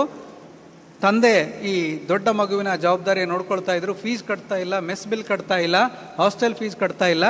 ತಾಯಿ ಅವ್ನು ನನ್ನ ಜವಾಬ್ದಾರಿ ಅಲ್ಲ, ಅದನ್ನು ಅವರೇ ನೋಡ್ಕೊಳ್ಬೇಕು ಅಂತ ತಾಯಿ ಹತ್ರ ಹೇಳಿದರೆ ಅವಮಾನ ಆಗುತ್ತೆ ಅಂತ ಈ ಮಗು ಮನೆಗೂ ಹೋಗ್ತಾ ಇರಲಿಲ್ಲ. ಹಾಸ್ಟೆಲ್ ದುಡ್ಡು ಕಟ್ಟಿಲ್ಲದಿಂದ ಊಟ ಹಾಸ್ಟೆಲಲ್ಲಿ ಸಿಗ್ತಾ ಇಲ್ಲ. ಹಾಗೇ ದಿನಗಳನ್ನು ಕಳೀತಾ ಇದೆ. ನಾನು ಅತಿಶಯೋಕ್ತಿಗಾಗಿ ಹೇಳ್ತಾ ಇಲ್ಲ. ಈ ರೀತಿಯ ವೈಮನಸ್ಸುಗಳು ಗಂಡ ಹೆಂಡತಿಯಲ್ಲಿ ಏನೇ ಮನಸ್ತಾಪಗಳಿರಲಿ, ನಾವು ಮಕ್ಕಳು ಅಂತ ಮಾಡ್ಕೊಂಡ್ಮೇಲೆ ಅದನ್ನು ನಮ್ಮ ಭಾವನೆಗಳನ್ನು ನಮ್ಮ ಮನಸ್ತಾಪಗಳನ್ನು ಮಕ್ಕಳ ಮೇಲೆ ತೋರಿಸ್ಕೊಳ್ಬಾರ್ದು. ಅವನು ಅವ್ರ ತಾಯಿ ಮಾತು ಕೇಳ್ತಾನೆ, ನನ್ನ ಮಾತು ಕೇಳೋದಿಲ್ಲ, ಸೊ ಅವನ ಹತ್ರ ನಾನು ಮಾತಾಡೋದಿಲ್ಲ. ಅವನು ಅವ್ರ ತಂದೆ ಹೇಳ್ದಂಗೆ ಕೇಳ್ತಾನೆ, ನಾನು ಹೇಳಿದ್ದು ಒಂದು ಕೇಳೋದಿಲ್ಲ, ನಾನು ಅವನಿಗೇನು ಸಹಾಯ ಮಾಡೋದಿಲ್ಲ. ಇದು ತಪ್ಪು. ಯಾಕಂದರೆ ನಾವೇ ಬೇಡ್ಕೊಂಡು ನನಗೆ ಮಗು ಬೇಕು ಅಂಥೇಳಿ ದೇವರಲ್ಲಿ ಕೇಳಿಕೊಂಡು ಮಗುವನ್ನು ಮಾಡಿಕೊಂಡು ಆ ಸಣ್ಣ ಮಗು ಓಡಾಡ್ಕೊಂಡಿರುವಾಗ ಅಪ್ಪ ಅಮ್ಮ ಅಂಥೇಳಿ ಓಡಿ ಬಂದು ನಮ್ಮನ್ನು ಅಪ್ಕೊಳ್ಳುವಾಗ ಎಷ್ಟು ಸಂತೋಷಪಟ್ಟಿದ್ದೇವೆ. ಊರೆಲ್ಲ ತೋರಿಸ್ಕೊಂಡು ಬರೋದು. ಅವನೊಂದು ಹಾಡು ಹೇಳಲಿಕ್ಕಿಲ್ಲ, ಅವನೊಂದು ಡ್ಯಾನ್ಸ್ ಮಾಡಲಿಕ್ಕಿಲ್ಲ, ಅವನೊಂದು ರೈಮ್ಸ್ ಹೇಳಕ್ಕೆ ಕಲ್ತಾಗ ಅದನ್ನು ಎಲ್ಲರ ಹತ್ರ ಸಂತೋಷ ಹಂಚ್ಕೊಂಡು ಬಂದಿದ್ದೀವಿ. ನನ್ನ ಮಗ ಇಷ್ಟು ಜಾಣ ಇದ್ದಾನೆ, ಅವನಿಗೆ A+ ಬಂತು, ಅವನಿಗೆ ಫಸ್ಟ್ ರ್ಯಾಂಕ್ ಬಂತು, ನಾವೇ ರ್ಯಾಂಕ್ ಪಡೆದಷ್ಟು ಇಷ್ಟು ದಿವಸ ಸಂತೋಷ ಪಟ್ಟಿದ್ದೇವೆ. ಈಗ ಅವರು ಬೆಳೆದು ದೊಡ್ಡವರಾಗಿದ್ದಾರೆ. ಈಗ ಸ್ವಲ್ಪ ಅವರು ಸಿಟ್ಟು ಮಾಡ್ತಾರೆ, ಈಗ ಸ್ವಲ್ಪ ಹಠ ಮಾಡ್ತಾರೆ, ಈಗ ಸ್ವಲ್ಪ ಮಾರ್ಕ್ಸ್ ಕಡಿಮೆ ತೆಗಿತಾರೆ. ಆಲ್ ಆಫ್ ಎ ಸಡನ್ ಅವರನ್ನು ನನ್ನ ಮಗ ಅಲ್ಲ, ಏನಾದ್ರು ತಪ್ಪು ಮಾಡಿದ ತಕ್ಷಣ ನೋಡೇ ನಿನ್ನ ಮಗ ಮುದ್ದು ಮಾಡ್ತಾ ಇದೆಯಲ್ಲ ನಿನ್ನ ಮಗ ಅಂಥೇಳಿ ನೋಡ್ಕೊ ಅವನ್ನ, ಪಟ್ ಅಂತ ಡಿಪಾರ್ಟ್ಮೆಂಟ್ ಚೇಂಜು. ಅವನೆಲ್ಲ ಸೇಮ್ ಅವ್ರ ಅಪ್ಪನಂಗೆ. ಅಂದ್ರೆ ಎಲ್ಲ ಒಳ್ಳೆಯ ಗುಣಗಳು ನಂದೇ, ಹಾಳಾಗಿದ್ದು ಬಂದಿದ್ದೆಲ್ಲ ಅವ್ರ ಅಪ್ಪನಿಂದ. ಅವ್ರ ಮನೇಲಿ ಎಲ್ಲರೂ ಸ್ವಲ್ಪ ಹಾಗೆ ಸರ್. ಕೆಲವು ತಾಯಂದ್ರೆ ಹೇಳ್ತಾ ಇರ್ತಾರೆ, ಅವರು ವಂಶ ಸ್ವಲ್ಪ ಹಾಗೆ ಸರ್, ಎಲ್ಲರೂ ಸ್ವಲ್ಪ ಸೋಮಾರಿತನ ಜಾಸ್ತಿ. ಯಾರ ಬಗ್ಗೆ ಹೇಳ್ತಾ ಇದೀಯಾ? ನಿನ್ನ ಪತಿಯ ಬಗ್ಗೆ, ನಿನ್ನ ಮಾವನ ಬಗ್ಗೆ, ಅವರ ಮನೆ ಬಗ್ಗೆ ಹೇಳ್ತಾ ಇದೆಯಾ? ಇಲ್ಲ ಸರ್, ಅವ್ರ ಮನೇಲಿ ಎಲ್ಲ ಸ್ವಲ್ಪ ಹಾಗೆ, ನಮ್ಮ ಮನೇಲಿ ಸ್ವಲ್ಪ ನಾವೆಲ್ಲ ಶಿಸ್ತು. ನೀವೆಲ್ಲ ಶಿಸ್ತು ಇದ್ರೆ ನಿನ್ನ ಶಿಸ್ತು ಯಾಕೆ ಬರಲಿಲ್ಲ ಅವನಿಗೆ? ಸೊ ಮಕ್ಕಳ ವಿಷಯದಲ್ಲಿ both husband and wife should be one party. ಇದರಲ್ಲಿ ಎರಡು ಪಾರ್ಟಿ ಅಲ್ಲ. ಮನಸ್ತಾಪಗಳು ಇರ್ತದೆ, ಅದು ನಿಮಗೆ ಸೀಮಿತ ಆಗಿಟ್ಕೊಳ್ಳಿ. ಸಾಧ್ಯವಾದಷ್ಟು ಮಕ್ಕಳ ಎದುರಲ್ಲಿ ತೋರಿಸ್ಕೊಳ್ಬೇಡಿ. ಮಕ್ಕಳ ಎದುರಲ್ಲಿ ನೀವಿಬ್ಬರು ಸಿಂಗಲ್, ಅವರು ಏನಾರು ಕಿತ್ತಾಡಲಿ ಮಾರಾಯ, ಆದರೆ ಒಂದೇ ಮಾತು ಅವರಿಬ್ಬರು ಅನ್ನೋ ಥರ ಮಕ್ಕಳಿಗೆ ತೋರಿಸ್ಕೊಡಿ. ಇಲ್ದಿದ್ರೆ ಏನಾಗುತ್ತೆ ಗೊತ್ತಾ? ಅವನು ಅಪ್ಪನಿಗೆ 100 ರೂಪಾಯಿ ಕೇಳ್ತಾನೆ, ಅದು ಅನಾವಶ್ಯಕ ಅಂತ ಅಪ್ಪನಿಗೆ ಅನಿಸುತ್ತೆ. ಅಪ್ಪ ಸ್ವಲ್ಪ ಸಿಟ್ಟು ಮಾಡಿ ಬೈದು ಕೊಡೋದಿಲ್ಲ ಅಂತ ಹೇಳ್ತಾನೆ. ಅಪ್ಪನಿಗೂ ಗೊತ್ತು ಈಗೆಲ್ಲ ಮತ್ತೆ ಕೊಡ್ತೇನೆ ಅಂತ, ಆದರೆ ಕೇಳಿದ ತಕ್ಷಣ ಕೊಡಬಾರ್ದು ಅಂತ ಅಂದ್ಕೊಂಡು ಅಪ್ಪ ಮುಂದೆ ಹಾಕಿದ್ದಾರೆ. ಆಚೆ ಬಂದ ತಕ್ಷಣ ಅಮ್ಮ ಹೇಳ್ತಾರೆ, ನೀವು ಅಪ್ಪಂದು ಇದ್ದದ್ದೇ ಕಣ, ಅಲ್ಲಿ ನಿಮ್ಮ ಅತ್ತೆ ಮಕ್ಕಳಿಗೆಲ್ಲ ಬೇಕಾದಷ್ಟು ಖರ್ಚು ಮಾಡ್ತಾನೆ, ಬೇರೆಯವ್ರಿಗೆಲ್ಲ ಕೊಡಲಿಕ್ಕೆ ಅವನಿಗೆ ದುಡ್ಡು ಇರುತ್ತೆ, ಹೆಂಡತಿ ಮಕ್ಕಳಿಗೆ ಖರ್ಚು ಮಾಡೋಕ್ಕೆ ಮಾತ್ರ ಅವನಿಗೆ ಯೋಚನೆ, ನಾನು ಕೊಡ್ತೀನಿ ತಗೋ ಅಂಥೇಳಿ ಅಲ್ಲಿ ಬೈಪಾಸ್ ಮಾಡಿ ಮಗನಿಗೆ ಕೊಟ್ಟ ತಕ್ಷಣ ಆಟೋಮೆಟಿಕ್ ಮಗನಿಗೇನು ಅನಿಸುತ್ತೆ, ಓ ನನ್ನ ಅಮ್ಮ ದೇವತೆ, ನನ್ನ ಅಪ್ಪ ಮನುಷ್ಯ ಸರಿ ಇಲ್ಲ. ಅವ್ನು ನಾಳೆಯಿಂದ ಏನಾಗುತ್ತೆ, ಅಪ್ಪನ ಎದುರಿಗೆ ನಿಗರ್ಕೊಂಡು ಓಡಾಡ್ತಾನೆ. ಐ ಡೋಂಟ್ ಕೇರ್, ನೀನು ಬೇಕಾಗಿಲ್ಲ ನನಗೆ, ನನಗೆ ಅಜ್ಜ ಕೊಡ್ತಾರೆ, ನನಗೆ ಮಾವ ಕೊಡ್ತಾರೆ, ನನಗೆ ಅಮ್ಮ ಕೊಡ್ತಾರೆ, ನೀನು ಬೇಕಾಗಿಲ್ಲ ನನಗೆ. ಸೊ ಅಲ್ಲಿ ಒಂದು ಏನು ಆಫ್ ಕವರೇಜ್ ಇತ್ತು, ಆ ಕವರ್ನ ನಾವೇ ಕಿತ್ತಿ ಬಿಸಾಡ್ದಂಗೆ ಆಗ್ತದೆ. ಅಮ್ಮ ಏನೋ ಶಿಸ್ತು ಕಲಿಸ್ತಾ ಇದ್ರು, ಕೂತು ಏನೋ ಹೇಳ್ಕೊಡ್ತಾ ಇದ್ರು, ಹಾಗೆ ಮಾಡಬಾರ್ದು ಹೀಗೆ ಮಾಡಬಾರ್ದು ಅಂತ. ಅಪ್ಪ ಮಕ್ಕಳ ಎದುರಲ್ಲೇ ಏಯ್ ಸುಮ್ಮನಿರೇ ಸಾಕು, ಅದನ್ನೆಲ್ಲ ಮಕ್ಕಳನ್ನ ಹಂಗೆಲ್ಲ ಬೆಳೆಸೋದು. ಯಾಕೆ ಅವನು ಸುಮ್ಮನೆ ಬೈತಾ ಇದೆಯಾ? ಹೌದು, ಆಕೆ ಕೋಪದಲ್ಲೇ ಹೇಳ್ತಾ ಇದ್ದಾರೆ, ಆಕೆ ಬೇರೆ ಕೋಪವನ್ನೇ ಮಕ್ಕಳ ಮೇಲೆ ಹಾಕ್ತಾ ಇದ್ದಾರೆ. ಆಕೆ ಮಾಡ್ತಾ ಇರೋ ತಪ್ಪು. ಆದ್ರೂ ಮಕ್ಕಳ ಎದುರಲ್ಲೇ ತಾಯಿಯನ್ನು ಕೀಳಾಗಿ ಮಾತಾಡ್ಕೊಡೋದು. ಯಾಕಂದರೆ ಮಕ್ಕಳ ಮಾತಿನಲ್ಲಿ ತಾಯಿಯ ಬಗ್ಗೆ ಗೌರವ ಕಡಿಮೆ ಆಗಿಬಿಟ್ರೆ, ಆ ತಾಯಿ ಬಗ್ಗೆ ಇರ್ತಕ್ಕಂಥ ಗೌರವ ದೂರ ಮಾಡಿಕೊಂಡ್ರೆ ಅದು ಮಕ್ಕಳಿಗೆ ಲಾಸ್. ಸೊ ಪೋಷಕರಾಗಿ ನಾವು ಈಗ ಮಕ್ಕಳು ಬೆಳೆದು ದೊಡ್ಡವರಾಗಿದ್ದಾರೆ, ಅವರೆಲ್ಲ ಅರ್ಥ ಮಾಡ್ಕೊಳ್ತಾರೆ, ಅವರು ಅಡಲ್ಟ್ಸ್ ಅಂತ ತಿಳ್ಕೊಳ್ಬೇಕಾಗೇ ಇಲ್ಲ. ನಿಮ್ಮಿಬ್ಬರ ಪ್ರೀತಿ ವಿಶ್ವಾಸ ಅದು ಸೇಫ್ಟಿ ಕವಚ ಅವ್ರಿಗೆ ಇರಲೇಬೇಕು. ಒಂದು ಸರ್ವೆ ಏನು ಹೇಳ್ತದಂದರೆ, ಯಾವ ಮಕ್ಕಳು ಬಾಲಕರು ತಂದೆ ತಾಯಿ ಜೊತೆಗೆ ನಿರಂತರ ಸಂವಹನದಲ್ಲಿರ್ತಾರೆ, ಪ್ರತಿದಿನ ತಂದೆ ತಾಯಿಗಳ ಜೊತೆಗೆ ಮುಕ್ತವಾಗಿ ಮಾತಾಡ್ಕೊಳ್ತಾರೆ, ಆ ಬಾಲಕರು ದುಶ್ಚಟಗಳಿಗೆ ಒಳಗಾಗುವ ಸಾಧ್ಯತೆ ತುಂಬ ಕಡಿಮೆ. ಅಂದರೆ ಪ್ರತಿನಿತ್ಯ ನೀವು ನಿಮ್ಮ ಮಕ್ಕಳ ಜೊತೆ ಕೂತ್ಕೊಂಡು ಮಾತಾಡ್ತೀರಾ, ಕ್ಲಾಸಿಗೆ ಹೋಗಿದ್ದೀರಾ, ಏನು ಕಲ್ತರು, ಸ್ನೇಹಿತರು ಯಾರು, ಎಲ್ಲಿ ಹೋಗಿದ್ರಿ, ಏನು ಆಟ ಆಡಿದ್ರಿ, ಇದೆಲ್ಲ ವಿಚಾರಗಳು ನೀವು ಮಾತಾಡ್ತೀರಾ, ನಿಮ್ಮ ಮಕ್ಕಳು ದುಶ್ಚಟಗಳಿಗೆ ದಾಸರಾಗುವ ಸಾಧ್ಯತೆ ಕಡಿಮೆ. ಯಾವ ಮನೆಯಲ್ಲಿ ಮಕ್ಕಳು ತಂದೆ ತಾಯಿಗಳ ಜೊತೆಗೆ ನಿರಂತರ ಸಂವಹನ ಸಂಪರ್ಕದಲ್ಲಿ ಇರ್ತಾರೋ ಆ ಮನೆಯ ಹೆಣ್ಣು ಮಕ್ಕಳು ಅಪ್ರಾಪ್ತ ವಯಸ್ಸಿನಲ್ಲಿ ಪ್ರೀತಿ ಪ್ರೇಮ ಪ್ರಣಯ ಅಂಥೇಳಿ ದಾರಿ ತಪ್ಪುವ ಸಾಧ್ಯತೆ ಕಡಿಮೆ. ಸರ್, ಪ್ರೀತಿ ಪ್ರೇಮದಲ್ಲಿ ಬೀಳಲೇಬಾರ್ದ, ಅದು ಸೆಕೆಂಡ್ ಕ್ಯಾಟಗರಿ ಡಿಸ್ಕಷನ್. ಆದರೆ ನಿಮಗೆ ಆತಂಕ ಆಗುವಂತಹ, ವಿದ್ಯಾಭ್ಯಾಸಕ್ಕೆ ತೊಡಕು ಉಂಟು ಮಾಡಿಕೊಳ್ಳುವಂತಹ ಅಪ್ರಾಪ್ತ ವಯಸ್ಸಿನ ಪ್ರಕರಣಗಳನ್ನು ನಾನು ಹೇಳ್ತಾ ಇರೋದು. ಸೊ ಅಂದರೆ ಇವತ್ತು ನನ್ನ ಸ್ನೇಹಿತರೆಲ್ಲ ಸೇರಿಸಿ ನನಗೆ ಒತ್ತಾಯ ಮಾಡಿ ಸ್ಮೋಕ್ ಮಾಡೋ, ಏನಾಗೋದಿಲ್ಲ, ಕಾಲೇಜಲ್ಲಿ ಒಂದು ಸರಿ ಮಾಡದಿದ್ರೆ ಇನ್ಯಾವಾಗ ಮಾಡ್ತೀಯಾ ಅಂತ ಒತ್ತಾಯ ಮಾಡಿ ನನ್ನ ಬಾಯಿಗೆ ಸಿಗರೇಟ್ ಇಟ್ಟಿದ್ದನ್ನು ನೀವು ದಿನ ಅವರ ಜೊತೆಗೆ ಸಂವಹನದಲ್ಲಿದ್ದರೆ ಮಗು ಬಂದು ಹೇಳ್ತಾನೆ, ಅಪ್ಪ ಇವತ್ತು ಫೋರ್ಸ್ ಮಾಡಿ ನನ್ನ ಬಾಯಲ್ಲಿ ಸಿಗರೇಟ್ ಇಟ್ಟರಪ್ಪ ಅಂಥೇಳಿ ಬಂದು ಹೇಳ್ಕೊಳ್ಳುವಷ್ಟು ಮುಕ್ತತೆ ನಿಮ್ಮಲ್ಲಿರಲಿ. ಅಪ್ಪ ಇವತ್ತು ನಮ್ಮ ಸ್ನೇಹಿತರೆಲ್ಲ ನನಗೆ ಬರ್ತ್ಡೇ ಪಾರ್ಟಿಯಲ್ಲಿ ನನಗೆ ಗೊತ್ತಿಲ್ಲದಂಗೆ ಜ್ಯೂಸಲ್ಲಿ ಏನೋ ಮಿಕ್ಸ್ ಮಾಡಿಕೊಟ್ಬಿಟ್ಟಿದ್ರು, ನಾನು ಕುಡಿದ್ಬಿಟ್ಟೆ, ಡೌಟ್ ಆಯಿತು, ಆಮೇಲೆ ನಾನು ಎದ್ದು ಬಂದೆ. ಅದನ್ನು ಮುಕ್ತವಾಗಿ ನಿಮ್ಮ ಹತ್ರ ಹೇಳ್ಕೊಳ್ಳಿಕ್ಕೆ ಅವಕಾಶ ಇದ್ದರೆ ಅವರು ಸೇಫ್.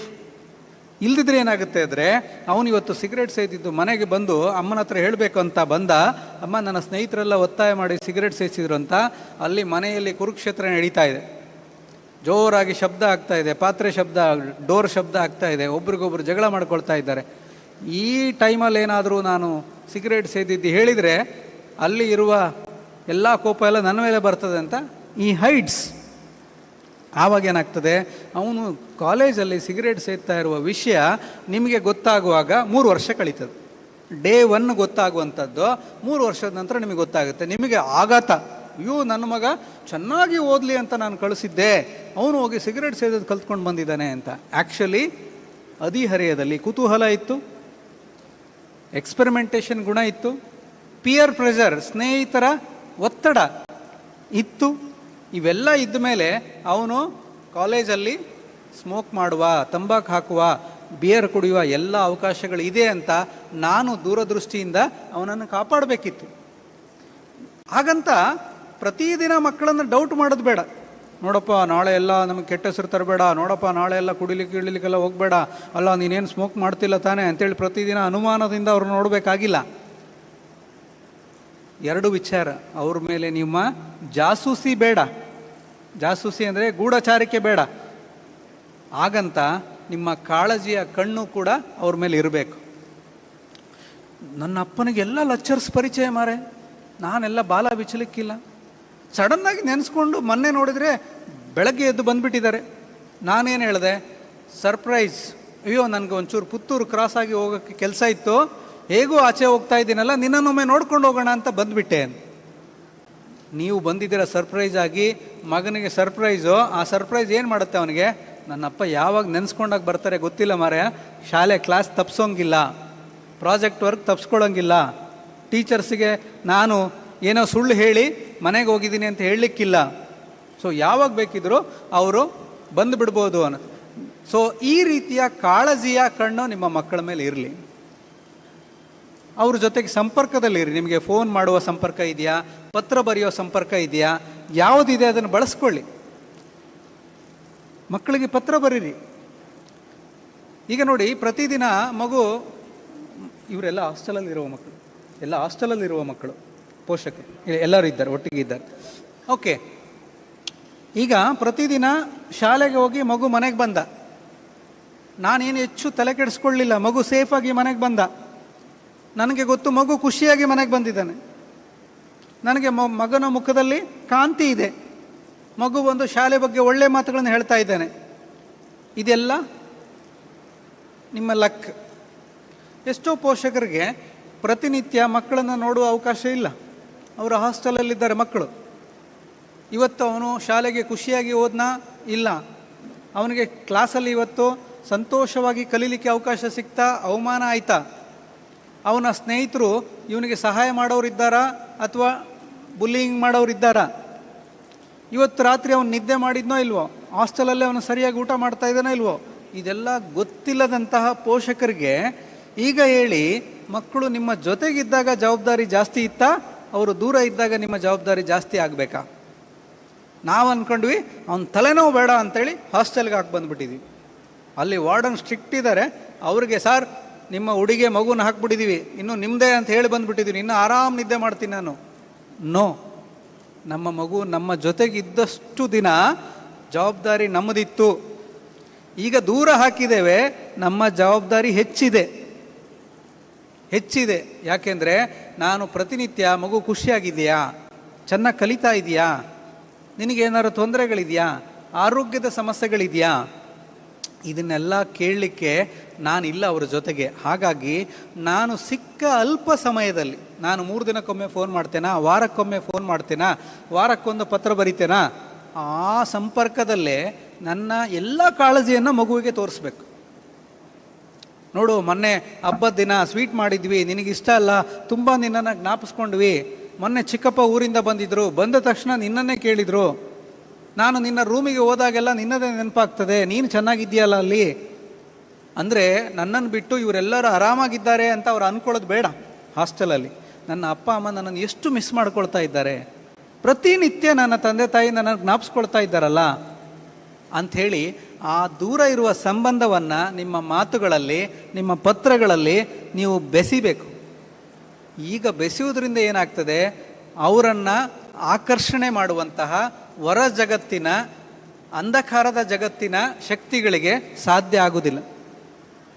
ಯಾವಾಗ ನಿಮ್ಮ ಮತ್ತು ಮಕ್ಕಳ ಮಧ್ಯದ ಅಂತರ ಜಾಸ್ತಿ ಆಗ್ತಾ ಹೋಗ್ತದೆ, ಅವರನ್ನು ಕೆಟ್ಟ ಕೆಲಸಗಳಿಗೆ ಬಳಸ್ಕೊಳ್ಳುವಂತಹ ದುಷ್ಟಶಕ್ತಿಗಳು ಕಾಯ್ತಾ ಇರ್ತದೆ. ಅವ್ರಿಗೆ ಕೆಟ್ಟ ಅಭ್ಯಾಸಗಳನ್ನು ಪರಿಚಯ ಮಾಡ್ತಾರೆ, ಅವರಿಗೆ ದ್ವೇಷಗಳನ್ನು ತುಂಬ್ತಾರೆ, ಅವರಲ್ಲಿ ಗಲಾಟೆಗಳನ್ನು ತುಂಬ್ತಾರೆ, ಅವರನ್ನು ಪೋಷಕರಿಂದ ದೂರ ಮಾಡುವಂತಹ ಕೆಲಸಗಳನ್ನು ಮಾಡ್ತಾರೆ, ಅವರಿಗೆ ಇಲ್ಲದಂತಹ ಇಸಮ್ಗಳಿಗೆ ಸೇರಿಸ್ಕೊಳ್ತಾರೆ.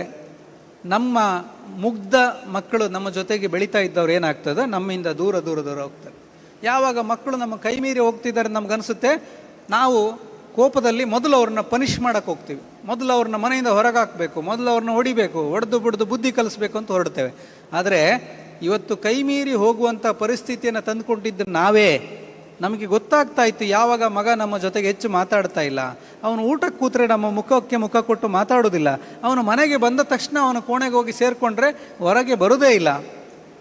ಆಗ ಅನಿಸ್ತಿತ್ತು ನಾನು ಆರಾಮಾಗಿದ್ದೀನಿ, ಅವನು ಆರಾಮಾಗಿದ್ದಾನೆ ಅಂತ. ಇಲ್ಲ, ಪ್ರತಿದಿನದ ಒಂದು ಹೊತ್ತು ಊಟವಾದರೂ ಮನೆಯ ಎಲ್ಲ ಸದಸ್ಯರು ಒಟ್ಟಿಗೆ ಕೂತು ಊಟ ಮಾಡುವಾಗ, ಯಾಕೆ ಮಾಡಬೇಕು ಒಟ್ಟಿಗೆ ಊಟ? ಯಾಕೆ ಊಟ ಮಾಡಬೇಕಂದ್ರೆ, ಅವನೇನಾದ್ರು ಇವತ್ತು ತಪ್ಪು ಕೆಲಸ ಮಾಡಿದರೆ, ಅವನೇನಾದರೂ ಇವತ್ತು ಅವಮಾನವನ್ನು ಅನುಭವಿಸಿದರೆ, ಇವತ್ತೇನಾದರೂ ನಿಮ್ಮ ಮುಂದೆ ಸುಳ್ಳು ಹೇಳ್ತಾ ಇದ್ದರೆ, ಅವನು ನಿಮ್ಮ ಮುಖಕ್ಕೆ ಮುಖ ಕೊಟ್ಟು ನೋಡೋದಿಲ್ಲ, ನಿಮ್ಮ ಕಣ್ಣಲ್ಲಿ ಕಣ್ಣಿಟ್ಟು ನೋಡೋದಿಲ್ಲ. ಅವಳು ಏನೋ ಮಗಳು ತಪ್ಪು ಹೇಳ್ತಾ ಇದ್ದಾಳೆ, ಅಥವಾ ಇವತ್ತೇನೋ ಅವಳಿಗೆ ತೊಂದರೆ ಆಗಿದೆ, ಅದಕ್ಕೋಸ್ಕರ ಅವಳು ನನ್ನ ಕಣ್ಣಲ್ಲಿ ಕಣ್ಣಿಟ್ಟು ನೋಡ್ತಾ ಇಲ್ಲ ಅಂತ ನಿಮಗೆ ಗೊತ್ತಾಗ್ತದೆ. ಆ ಕಾರಣಕ್ಕಾಗಿ ಮನೆಯ ಕುಟುಂಬದ ಸದಸ್ಯರೆಲ್ಲ ಅಟ್ಲೀಸ್ಟ್ ಒಂದು ಹೊತ್ತು ಊಟ ಒಟ್ಟಿಗೆ ಮಾಡಿ. ಸಣ್ಣ ಮಕ್ಕಳಿದ್ದಾಗ ನೋಡಿ, ಅವ್ರ ಹತ್ರ ಬಂದಾಗೆಲ್ಲ ಕರೆಯೋದು, ಮುತ್ತು ಕೊಡೋದು. ಆ ಮಗು ಹಿಂಸೆ ಆಗ್ತಿರುತ್ತೆ, ಅಮ್ಮ ಬಿಡು, ಅಪ್ಪ ಬಿಡು ಅಂತ ಹೇಳ್ತಾ ಇದ್ರು. ಕರೆದು ಕರೆದು ಕೆನ್ನೆಗೆ ಮುತ್ತು ಕೊಡ್ತಾ ಇದ್ವಿ, ಹಣೆಗೆ ಮುತ್ತು ಕೊಡ್ತಾ ಇದ್ವಿ. ಈಗ ನಮ್ಮ ವಯಸ್ಸಿಗೆ, ನಮ್ಮ ಎದೆ ಎತ್ತರಕ್ಕೆ ಬೆಳೆದು ನಿಂತಿದ್ದಾರೆ ಮಕ್ಕಳು. ಇವಾಗ ನಮ್ಮ ಸ್ಪರ್ಶ ಇಲ್ಲ, ಅವ್ರಿಗೆ ತಂದೆ ತಾಯಿಗಳ ಸ್ಪರ್ಶ ಇಲ್ಲ.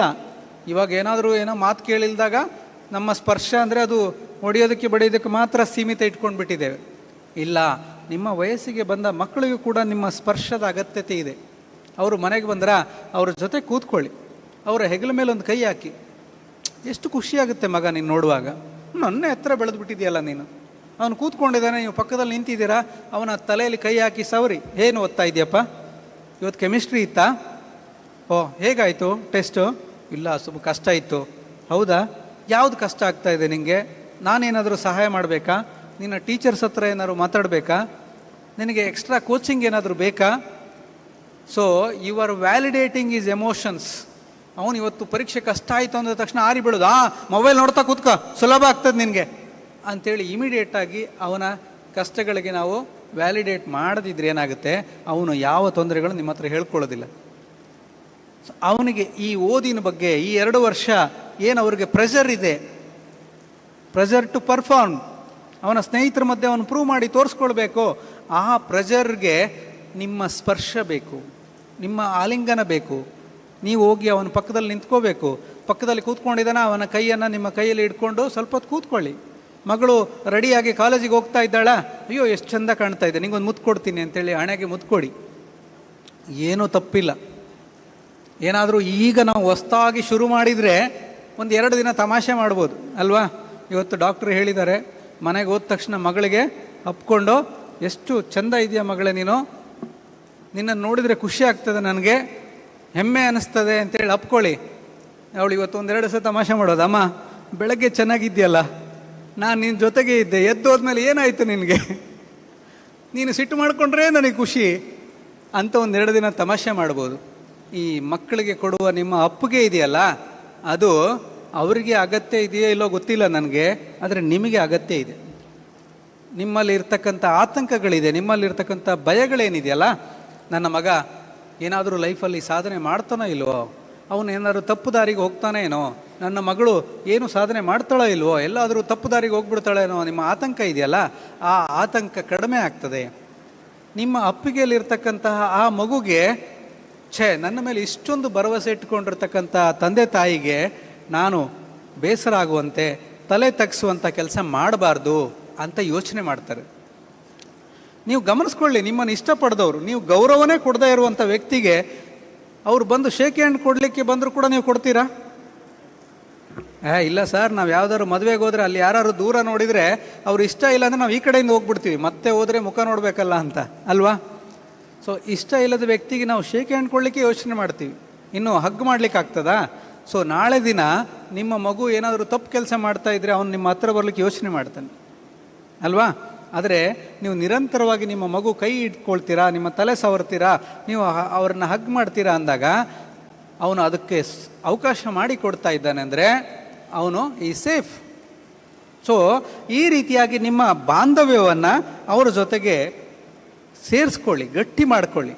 ಅವರ ಸ್ನೇಹಿತರನ್ನ ಪರಿಚಯ ಮಾಡ್ಕೊಳ್ಳಿ. ಅವರ ಸ್ನೇಹಿತರನ್ನು ನಿಮ್ಮ, ನನಗೊಂದು 5 ನಿಮಿಷ ಮುಂಚೆ ಹೇಳಿ, ಅವ್ರ ಅವರ ಸ್ನೇಹಿತರನ್ನು ನೀವು ಪರಿಚಯ ಮಾಡ್ಕೊಳ್ಳಿ. ಎಲ್ಲೆಲ್ಲಿ ಅವರ ಸ್ನೇಹಿತರಿದ್ದಾರೆ. ಹಲವಾರು ಬಾರಿ ಏನಾಗ್ತದಂದರೆ, ಸರ್ ನನ್ನ ಮಗ ತುಂಬ ಒಳ್ಳೆಯವನು ಸರ್, ಅವ್ರ ಸ್ನೇಹಿತರು ಒಬ್ಬನೂ ಸರಿ ಇಲ್ಲ ಸರ್, ಸ್ನೇಹಿತರ ಜೊತೆಗೆ ಸೇರಿ ಹಾಳಾಗೋದ ಸರ್, ಇಲ್ಲಾಂದರೆ 10th ರ್ಯಾಂಕ್ ಸರ್ ಅವನು. ನನ್ನ ಮಗಳು ಮೊದಲೆಲ್ಲ ಹಿಂಗೆ ಮಾಡ್ತಿರ್ಲಿಲ್ಲ ಸರ್, ಅದು ಅವಳ ಸ್ನೇಹಿತರೆಲ್ಲ ಸ್ವಲ್ಪ ಅವರ ತಂದೆ ತಾಯಿಗಳು ಸರಿ ಇಲ್ಲ ಸರ್, ಅವರೆಲ್ಲ ಮೊಬೈಲ್ ತೆಗೆದು ಕೊಟ್ಟಿದ್ದಾರೆ, ಅವ್ರ ಮಕ್ಕಳೆಲ್ಲ ಹಾಳಾಗಿ ಹೋಗಿದ್ದಾರೆ, ಇವಳು ಅವ್ರ ಜೊತೆಗೆ ಸೇರಿದ ಮೇಲೆ ಇವಳಿಗೂ ಒಂದೇ ಹಠ, ಮೊಬೈಲ್ ತೆಗೆಸಿಕೊಡು, ನನ್ನ ಫ್ರೆಂಡ್ಸ್ ಹತ್ರ ಎಲ್ಲ ಇದೆ ಅಂತ. ಅವ್ರ ಫ್ರೆಂಡ್ಸ್ ಏನೇನು ಬಟ್ಟೆ ತರಿಸ್ಕೊಳ್ತಾರೆ, ಇವಳಿಗೆ ಅದೇ ಬೇಕು, ಇವಳು ಎಲ್ಲ ಹಾಳಾಗಿದ್ದೆ ಅವಳು ಹುಡುಗಿಯಿಂದ. ಸೊ ನಾವು ಬೇರೆ ಮಕ್ಕಳನ್ನು ಬ್ಲೇಮ್ ಮಾಡಬೇಕಾಗಿಲ್ಲ. You know their friends. ಅವರ ಫ್ರೆಂಡ್ಸ್ ಬಗ್ಗೆ ಗೌರವ ಇರಲಿ ನಿಮಗೆ. ಅವರ ಫ್ರೆಂಡ್ಸನ್ನು ಸಾಧ್ಯವಾದರೆ ಮನೆಗೆ ಕರೀರಿ, ಅವ್ರ ಹತ್ರ ಪ್ರೀತಿಯಿಂದ ಮಾತಾಡಿ. ಅವ್ರಿಗೆ ನಿಮ್ಮ ವ್ಯಕ್ತಿತ್ವದ ಬಗ್ಗೆ ಗೌರವ ಬರುವಾಗೇ ಇರಲಿ. ಅವ್ರ ಮನೆಗೆ ಬಂದ ತಕ್ಷಣ, ಏನೋ ನೀನು ನನ್ನ ಮಗನ ಹಾಳು ಮಾಡಿದ್ದು, ನಿನಗೆ ಬರೀ ಇದೇ ಕೆಲಸನ, ನಿಂದೆಲ್ಲ ಓದೋದಾಗಿರುತ್ತೆ, ಓದೋದಾದ ತಕ್ಷಣ ಇವನನ್ನು ಆಟ ಕರಿಯಕ್ಕೆ ಬರ್ತೀಯಲ್ಲ ಅಂಥೇಳಿ ಅವನನ್ನು ನಾನು ಹೀಯಾಳಿಸಿದರೆ ನನ್ನ ಮಗನಿಗೆ ಏನಾಗುತ್ತೆ ಗೊತ್ತಾ, ಅಮ್ಮ ನೀನು ನನ್ನ ಫ್ರೆಂಡ್ಸ್ನೆಲ್ಲ ಕೆಟ್ಟದಾಗಿ ಮಾತಾಡಿ ಅವ್ರನ್ನ ದೂರ ಮಾಡ್ತೀಯ ನೀನು ಅಂಥೇಳಿ ಅವನಿಗೆ ಫ್ರೆಂಡ್ಸ್ ಬಗ್ಗೆ ಕಾಳಜಿ ಬರ್ತದೆ, ನಿಮ್ಮ ಬಗ್ಗೆ ಗೌರವ ಕಡಿಮೆ ಆಗ್ತದೆ. Know their friends. ಯಾಕೆ? ಎಲ್ಲದಕ್ಕಿಂತ ಮುಖ್ಯವಾಗಿ ತಂದೆ ತಾಯಿಗಳು, ಒಂದು ಮಾತಿದೆ, ಯಾವಾಗ ನಿಮ್ಮ ಮಕ್ಕಳು ಚಪ್ಪಲಿ ಸೈಜು ನಿಮ್ಮ ಚಪ್ಪಲಿ ಸೈಜು ಒಂದೇ ಆಗ್ತಾ ಇದೆ, ಆಗ they are no more your children, they are your friends. ಈಗ ಅಪ್ಪನ ಶರ್ಟ್ ಹಾಕೊಂಡು ಹೋಗ್ತಿದ್ದಾನಲ್ಲ ಮಗ, ಅಪ್ಪನ ಚಪ್ಪಲಿ ಅವಸರದಲ್ಲಿ ಹಾಕೊಂಡು ಹೋಗ್ತಿದ್ದಾನಲ್ಲ, ಅಮ್ಮ ಅವಸರದಲ್ಲಿ ಮಗಳ ಚಪ್ಪಲಿ ಹಾಕೊಂಡು ಹೋಗ್ಲಿಕ್ಕೆ ಶುರು ಮಾಡಿಲ್ಲಲ್ವಾ, already they are your friends. So ಯಾರ ಅಪ್ಪ ಅಮ್ಮ ಮಕ್ಕಳಿಗೆ ಆಲ್ರೆಡಿ ಒಳ್ಳೆಯ ಸ್ನೇಹಿತರಾಗಿದ್ದೀರೋ ನಿಮಗೆ ಆತಂಕ ಬೇಡ, ನಿಮ್ಮ ಮಕ್ಕಳು ಎಲ್ಲಿ ಕೆಟ್ಟ ಸ್ನೇಹಿತರ ಸಹವಾಸ ಮಾಡಿಬಿಡ್ತಾರೆ ಅಂತ. ಯಾವಾಗ ಅವರು ಕೆಟ್ಟ ಸ್ನೇಹಿತರ ಸಹವಾಸ ಮಾಡ್ತಾರೆ, ಅವ್ರಿಗೆ ಯಾರೂ ಸ್ನೇಹಿತರು ಇಲ್ಲದಾಗ, ಅವರಿಗೆ ಒಳ್ಳೆ ಮಾತಾಡಲಿಕ್ಕೆ, ಅವರ ದುಃಖವನ್ನು ಹಂಚ್ಕೊಳ್ಳಿಕ್ಕೆ, ಅವರಿಗೆ ಬೇಸರ ಆದಾಗ, ಅವರು ಗೆದ್ದಾಗ ಶಬಾಷ್ ಹೇಳಲಿಕ್ಕೆ, ಅವರು ನೊಂದಾಗ ಸಾಂತ್ವನ ಹೇಳಲಿಕ್ಕೆ ಯಾರೂ ಇಲ್ಲ. ಆವಾಗ ಅವರು ಯಾರು ಸ್ನೇಹಿತರು ಸಿಗ್ತಾರೋ ಅವ್ರ ಜೊತೆಗೆ ಒಂದಾಗ್ತಾರೆ. ಅವನಿಗೆ ಗೊತ್ತು ಸಿಗರೆಟ್ ಸೇದಬಾರ್ದು ಅಂತ, ಅವನಿಗೆ ಗೊತ್ತು ಆಲ್ಕೋಹಾಲ್ ಕುಡಿಬಾರ್ದು ಅಂತ, ಅವನಿಗೆ ಗೊತ್ತು ಗಾಂಜಾ ಸೇದಬಾರ್ದು ಅಂತ. ಆದರೆ ಈ ಗಾಂಜಾ ಸೇದುವ 4 ಜನ ಸ್ನೇಹಿತರೇ ನನಗೆ ದಿನ ಹೇಗಿದೆಯಪ್ಪ ಅಂತ ಕೇಳೋದು. ಬಾಕಿ ನನ್ನ ಅಪ್ಪ ಅಮ್ಮ ಕೂಡ ನನಗೆ ಹೇಗಿದೆಯಾ ಅಂತ ಕೇಳೋದಿಲ್ಲ. ಹಾಗಾಗಿ ನಾನು ಈ 4 ಜನ ಸ್ನೇಹಿತರ ಜೊತೆಗೆ ಇರ್ತೇನೆ ಅಂತ ಅವನು ಡಿಸೈಡ್ ಮಾಡ್ತಾನೆ. ಸೊ ಮಕ್ಕಳಿಗೆ ಗೆದ್ದಾಗ ಬೆನ್ನು ತಟ್ಟಲಿಕ್ಕೆ, ಸೋತಾಗ ಸಾಂತ್ವನ ಹೇಳಲಿಕ್ಕೆ ಅಪ್ಪ ಅಮ್ಮ ಇರಲೇಬೇಕು. ಸರ್ ಅವನಿಗೆ ಪರೀಕ್ಷೆ ಯಾವಾಗಿದೆ ನಂಗೆ ಗೊತ್ತಿರೋಲ್ಲ ಸರ್. ಗೊತ್ತು ಮಾಡ್ಕೋಬೇಕು. ಎಸ್, ಗೊತ್ತು ಮಾಡ್ಕೊಳ್ಬೇಕು. ಅದಕ್ಕೆ ನಾನು ನಿರಂತರ ಸಂಪರ್ಕದಲ್ಲಿರಬೇಕು. ಅಲ್ಲ ಸರ್ ನಾನು ಜಾಸ್ತಿ ಕಲ್ತಿಲ್ಲ ಸರ್, ನಾನು 5ನೇ ಕ್ಲಾಸ್ ಮಾತ್ರ ಕಲ್ತಿರೋದು. ನೀವು ಹೆಚ್ಚು ಕಲ್ತಿರೋದು ಇಲ್ಲಿ ಮುಖ್ಯ ಆಗೋದಿಲ್ಲ, ನಿಮಗೆ ಎಷ್ಟು ಕಾಳಜಿ ಇದೆ ಅದು ಮುಖ್ಯ ಆಗ್ತದೆ. ನಿಮಗೆ ಗೊತ್ತು ಈ ತಿಂಗಳ ಕೊನೆಯಲ್ಲಿ ಅವನಿಗೆ ಪರೀಕ್ಷೆಗಳಿದೆ. ಅವನಿಗೆ ಫೋನ್ ಮಾಡಿದಾಗ ಕೇಳೋದು, ಓದ್ತಾ ಇದೆಯಪ್ಪ, ಪರೀಕ್ಷೆಗೆ ಓದ್ತಾ ಇದೆಯಾ, ಏನು ಹೆದರ್ಕೊಳ್ಬೇಕಾಗಿಲ್ಲ, ಏನಾದರೂ ಗೊತ್ತಾಗಿಲ್ಲ ಅಂದರೆ ಟೀಚರಿಗೆ ಕೇಳು, ಏನಾದರೂ ಬೇಕಾದರೆ ಹೇಳು ಅಂಥೇಳಿ ನೀವು ಪರೀಕ್ಷೆ ನೆನ್ಪಿಟ್ಕೊಂಡಿದ್ದೀನ. ಮುಂದಿನ ತಿಂಗಳ ಕೊನೆಯಲ್ಲಿ ಕಲ್ಚರಲ್ ಪ್ರೋಗ್ರಾಮ್ಸಲ್ಲಿ ಒಂದು ನಾಟಕ ಇದೆ, ಅದು ನಿಮಗೆ ನೆನಪಿರಬೇಕು. ಓ ನನ್ನ ಮಗಂದು ನಾಟಕ ಇದೆ, ನಾನು ತಪ್ಪಿಸಬಾರ್ದು, ಅಲ್ಲಿ ಹೋಗಿ ನಾನು ನೋಡಬೇಕು. ಎಷ್ಟೇ ಕಷ್ಟ ಇದ್ದರೂ ನಾನು ನನ್ನ ಮಗನ ಸ್ಟೇಜ್ ಪರ್ಫಾರ್ಮೆನ್ಸ್, ಅವನು ಸ್ಟೇಜ್ ಮೇಲೆ ಹೋಗಿ ಮಾತಾಡೋದನ್ನು, ಸ್ಟೇಜ್ ಮೇಲೆ ಅವನು ನಾಟಕ ಮಾಡೋದನ್ನು ನಾನು ಅಲ್ಲಿ ಕೂತ್ಕೊಂಡು ನೋಡಿ ಚಪ್ಪಾಳೆ ತಟ್ಟಬೇಕು. ಆವಾಗ ಅವನ ಆತ್ಮವಿಶ್ವಾಸ ಬೆಳೀತದೆ. ನನಗೆ ನನ್ನ ಅಪ್ಪ ಅಮ್ಮ ಬೇಕು ಅಂತಿದ್ದಾರೆ. The sense of belongingness.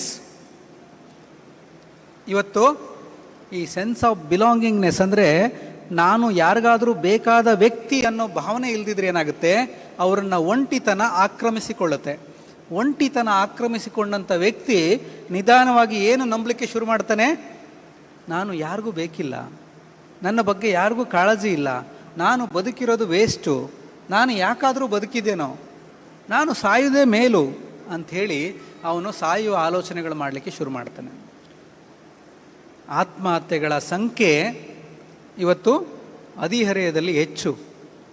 15 to 29 years ಈ ವಯಸ್ಸಿನಲ್ಲಿ ಆತ್ಮಹತ್ಯೆಗಳ ಸಂಖ್ಯೆ ಜಾಸ್ತಿ.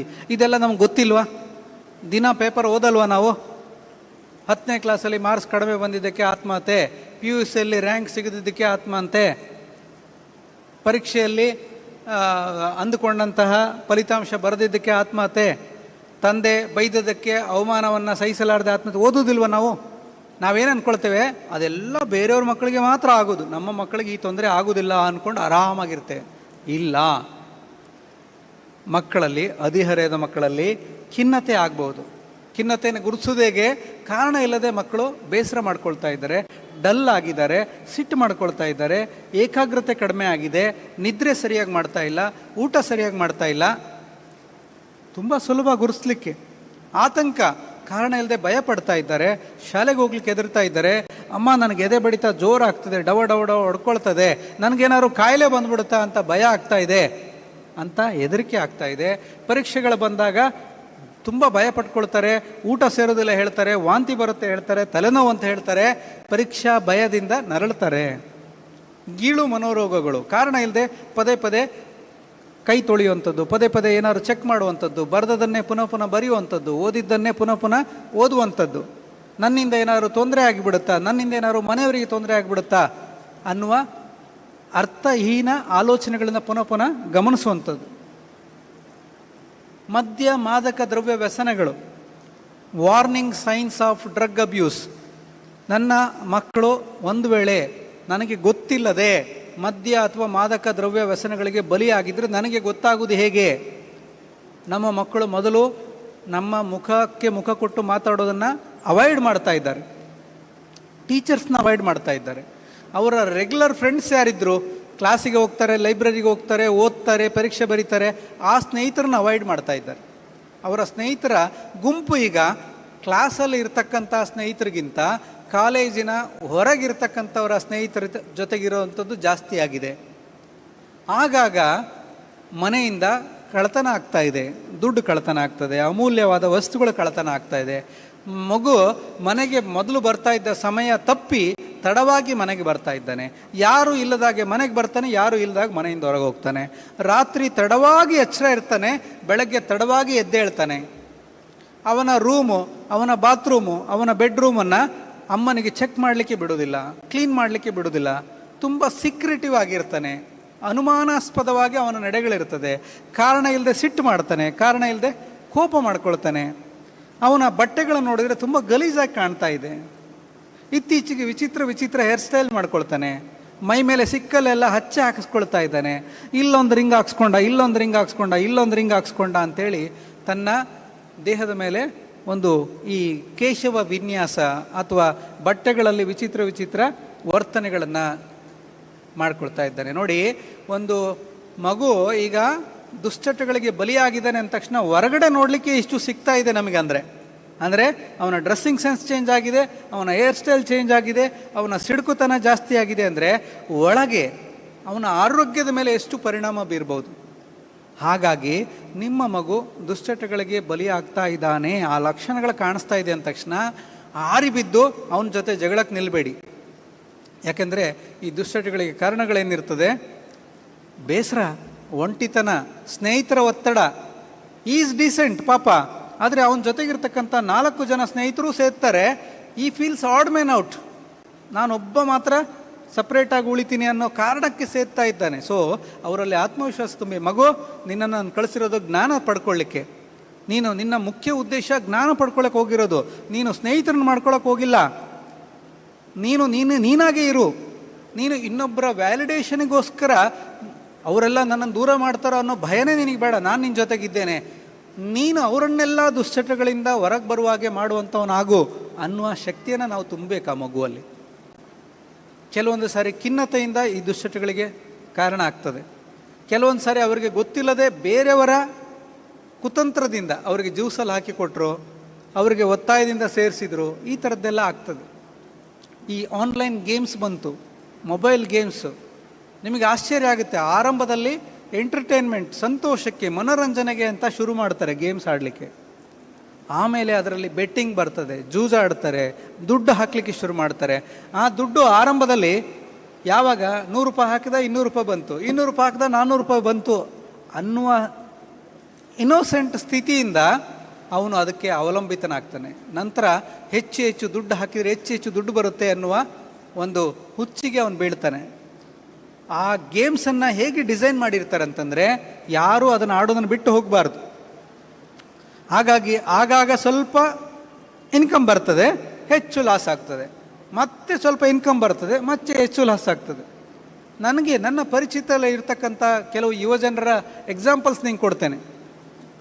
ಒಂದು ತಂದೆ ಕರ್ಕೊಂಡು ಬಂದಿದ್ರು, ನನ್ನ ಮಗ 15-20 ಲಕ್ಷ ಸಾಲ ಮಾಡಿದ್ದಾನೆ ಸರ್ ಅಂತೇಳಿ. 15-20 ಲಕ್ಷ ಸಾಲ ಮಾಡಿದ್ದು ಈಗ ತಂದೆಗೆ ಹಿಂಸೆನೇ. ಅದು ತಂದೆಗೆ ದೊಡ್ಡ ಕಷ್ಟ ಅಷ್ಟು ತೀರಿಸ್ಬೇಕು ಅಂದರೆ. ಆದರೆ ಶುರು ಮಾಡಿದ್ದು ಯಾಕೆ ಗೊತ್ತಾ? ಅವನು ಶುರು ಮಾಡಿದ್ದು ಯಾಕೆ ಅಂದರೆ, ಆರಂಭದಲ್ಲಿ ಅವನಿಗೆ ಫೀಸ್ ಕಟ್ಟುವಾಗ ಅವನು ಇಷ್ಟಪಟ್ಟಂಥ ಕಾಲೇಜು ಹೋಗಬೇಕಾದ್ರೆ ಅಲ್ಲಿ ಒಂದು 15-20 ಸಾವಿರ ಫೀಸ್ ಜಾಸ್ತಿ ಇತ್ತು. ತಂದೆ ಹೇಳಿದ ಕಾಲೇಜಿಗೆ ಹೋಗಿದ್ರೆ 15-20 ಸಾವಿರ ಕಡಿಮೆ. ಯಾವಾಗಲೂ ತಂದೆ ಬೈತಾ ಇದ್ರು, ನೋಡು ಅಲ್ಲಿ 15 ಸಾವಿರ ಕಡಿಮೆ ಇತ್ತು, ನೀನು ಸುಮ್ಮನೆ ಇಲ್ಲಿ ಸೇರಿಬಿಟ್ಟೆ ಸುಮ್ಮನೆ. ಇವನಿಗೇನೆಂದರೆ, ಹೇಗಾದರೂ ಮಾಡಿ ತಂದೆಗೆ 15 ಸಾವಿರನ ವಾಪಸ್ ಕೊಡಬೇಕು ಅಂತ. ಅವನು ರೂಮ್ಮೇಟ್ಸ್ ಎಲ್ಲ ನೋಡ್ತಾ ಇದ್ದ. ಅವರು ಈ ಆನ್ಲೈನ್ ಗೇಮ್ಸ್ ಆಡ್ತಾರೆ, ಬೆಳಗ್ಗೆ 500 ರೂಪಾಯಿ ಇಸ್ಕೊಳ್ತಾರೆ ಇವನ ಹತ್ರ, ಸಾಯಂಕಾಲ 500 ರೂಪಾಯಿ ವಾಪಸ್ ಕೊಡ್ತಾರೆ. ಇಷ್ಟು ಬೇಗ ಹೇಗೆ ವಾಪಸ್ ಕೊಟ್ಟರೆ ಇವರನ್ನು ನೋಡಿದರೆ, ಅವನು ಆನ್ಲೈನ್ ಗೇಮಲ್ಲಿ ಜೂಜಾಡ್ತಾನೆ, ಅದರಲ್ಲಿ ದುಡ್ಡು ಬಂದಿದ್ದು ನಿನ್ಗೆ ವಾಪಸ್ ಕೊಡ್ತೇನೆ ಅಂತ. ಇವನಿಗೆ ಅನಿಸ್ತು, ಇಷ್ಟು ಈಸಿಯಾಗಿ ದುಡ್ಡು ಮಾಡ್ಬೋದಾ ಮರೆ, ಹಾಗಿದ್ರೆ ನಾನು ಅಪ್ಪನಿಗೆ ವಾಪಸ್ 15 ಸಾವಿರ ಪ್ರತಿ ವರ್ಷ ವಾಪಸ್ ಕೊಟ್ಬಿಡೋಣ ಅಂತ ಆನ್ಲೈನ್ ಗೇಮಿಗೆ ಇಳಿದ. ಆದರೆ ಇವತ್ತು ಲಕ್ಷಗಟ್ಟಲೆ ಸಾಲ ಮಾಡುವಾಗೆ ಆಯಿತು. ಸೊ ಈ ರೀತಿ ಇನ್ನೋಸೆಂಟಾಗಿ ಅದಕ್ಕೆ ದುಶ್ಚಟಗಳಿಗೆ ಬೀಳುವ ಸಾಧ್ಯತೆಗಳು ಇರುತ್ತೆ. ಇದು ಎಲ್ಲದನ್ನು ಕಥೆಯಾಗಿ ನಾವು ಶಿಕ್ಷಕರು, ಪೋಷಕರು ಆ ಮಕ್ಕಳಿಗೆ ತಿಳಿಸಿ ಹೇಳಬೇಕು. ಪ್ರತಿದಿನ ನಿಮಗೆ ನ್ಯೂಸ್ ಪೇಪರ್ ಕೈಯಲ್ಲಿ ಬರ್ತದೆ, ಒಂದಾದರೂ ಯುವಜನರ ಬಗ್ಗೆ ಇರ್ತದೆ. ಹದಿಹರೆಯದಲ್ಲಿ ಪ್ರೆಗ್ನೆಂಟ್ ಆದ ಯುವತಿ, ಹದಿಹರೆಯದಲ್ಲಿ ಏನೋ ಫೇಕ್ ಫ್ರೆಂಡ್ ಫೇಸ್ಬುಕ್ ಮೂಲಕ ಪರಿಚಿತನಾದ ತನ್ನ ಪ್ರೇಮಿಯಿಂದ ಮೋಸ ಹೋದ ಯುವತಿ ನ್ಯೂಸ್ ಇರ್ತದೆ, ತಕ್ಕೊಂಡು ಗಟ್ಟಿಯಾಗಿ ಓದಿ ಮಕ್ಕಳಿಗೆ ಹೇಳಿ, ಹೇಗಿದೆ ನೋಡಿ ಪ್ರಪಂಚ ಈಗ, ಎಷ್ಟು ಹುಷಾರಿದ್ದು ಸಾಲದು, ಈ ಅಪರಿಚಿತರ ಜೊತೆಗೆ ಸ್ನೇಹ ಮಾಡ್ಕೊಳ್ಬಾರ್ದು. ಎಸ್ಪೆಷಲಿ ಯಾರು ನಮಗೆ ಗೊತ್ತಿಲ್ಲ, ಸ್ಟ್ರೇಂಜರ್ಸ್, ಅವ್ರು ಏನೂ ಆಗಿರಬಹುದು. ಯಾರೋ ಒಂದು ಯುವತಿ ಅವನು ಚಂದದ ಫೋಟೋ ಹಾಕಿದ್ದಾನೆ ಇನ್ಸ್ಟಾಗ್ರಾಮಲ್ಲಿ, ಅವನ ಜೊತೆಗೆ ಚಾಟ್ ಮಾಡ್ಲಿಕ್ಕೆ ಶುರು ಮಾಡಿದ್ಲು, ಫ್ರೆಂಡ್ಶಿಪ್ ಮಾಡ್ಕೊಳ್ಳೋಕೆ ಶುರು ಮಾಡಿದ್ಲು. 1 ತಿಂಗಳು 2 ತಿಂಗಳು ಕಳೆದ ಮೇಲೆ ಆ ವ್ಯಕ್ತಿ ನನ್ನನ್ನು ಭೇಟಿಯಾಗುವಂಥ ಏಕಾಂತ ಸ್ಥಳಕ್ಕೆ ಕರೆದ. ಈಕೆ ಅವಳನ್ನು ಭೇಟಿ ಮಾಡ್ಲಿಕ್ಕೆ ಹೋದಾಗ ಆಗ ಅವಳಿಗೆ ಗೊತ್ತಾಯಿತು ಅವನಿಗೆ ಆಲ್ರೆಡಿ 60 ವರ್ಷ ಅಂತ. ಅವನು ಹಾಕ್ಕೊಂಡಿದ್ದಂಥ ಪ್ರೊಫೈಲ್ ಫೋಟೋನೇ ಬೇರೆ. ಮೋಸ ಹೋಗಿದ್ದಕ್ಕೆ ಅವಳು ಬಂದು ಇನ್ನು ಮನೆಯಲ್ಲಿ ಹೇಳಿದರೆ ಇದು ಕಷ್ಟ ಆಗ್ತದೆ, ತೊಂದರೆ ಆಗ್ತದೆ, ನೀನು ಯಾಕೆ ಫೇಕ್ ಅಕೌಂಟ್ ಮಾಡ್ಕೊಂಡಿದ್ದೆ, ನೀನು ಯಾಕೆ ಅವನ ಜೊತೆ ಚಾಟ್ ಮಾಡ್ತಾ ಇದ್ದೆ ಅಂತ ಅಮ್ಮ ಬೈತಾರೆ ಅಂತ ಅವಳು ತನಗೆ ತಾನು ನೋವು ಮಾಡ್ಕೊಳ್ಳೋದು, ಹಿಂಸೆ ಮಾಡ್ಕೊಳ್ಳುವಂಥ ಪ್ರಯತ್ನ ಮಾಡ್ತಾಳೆ.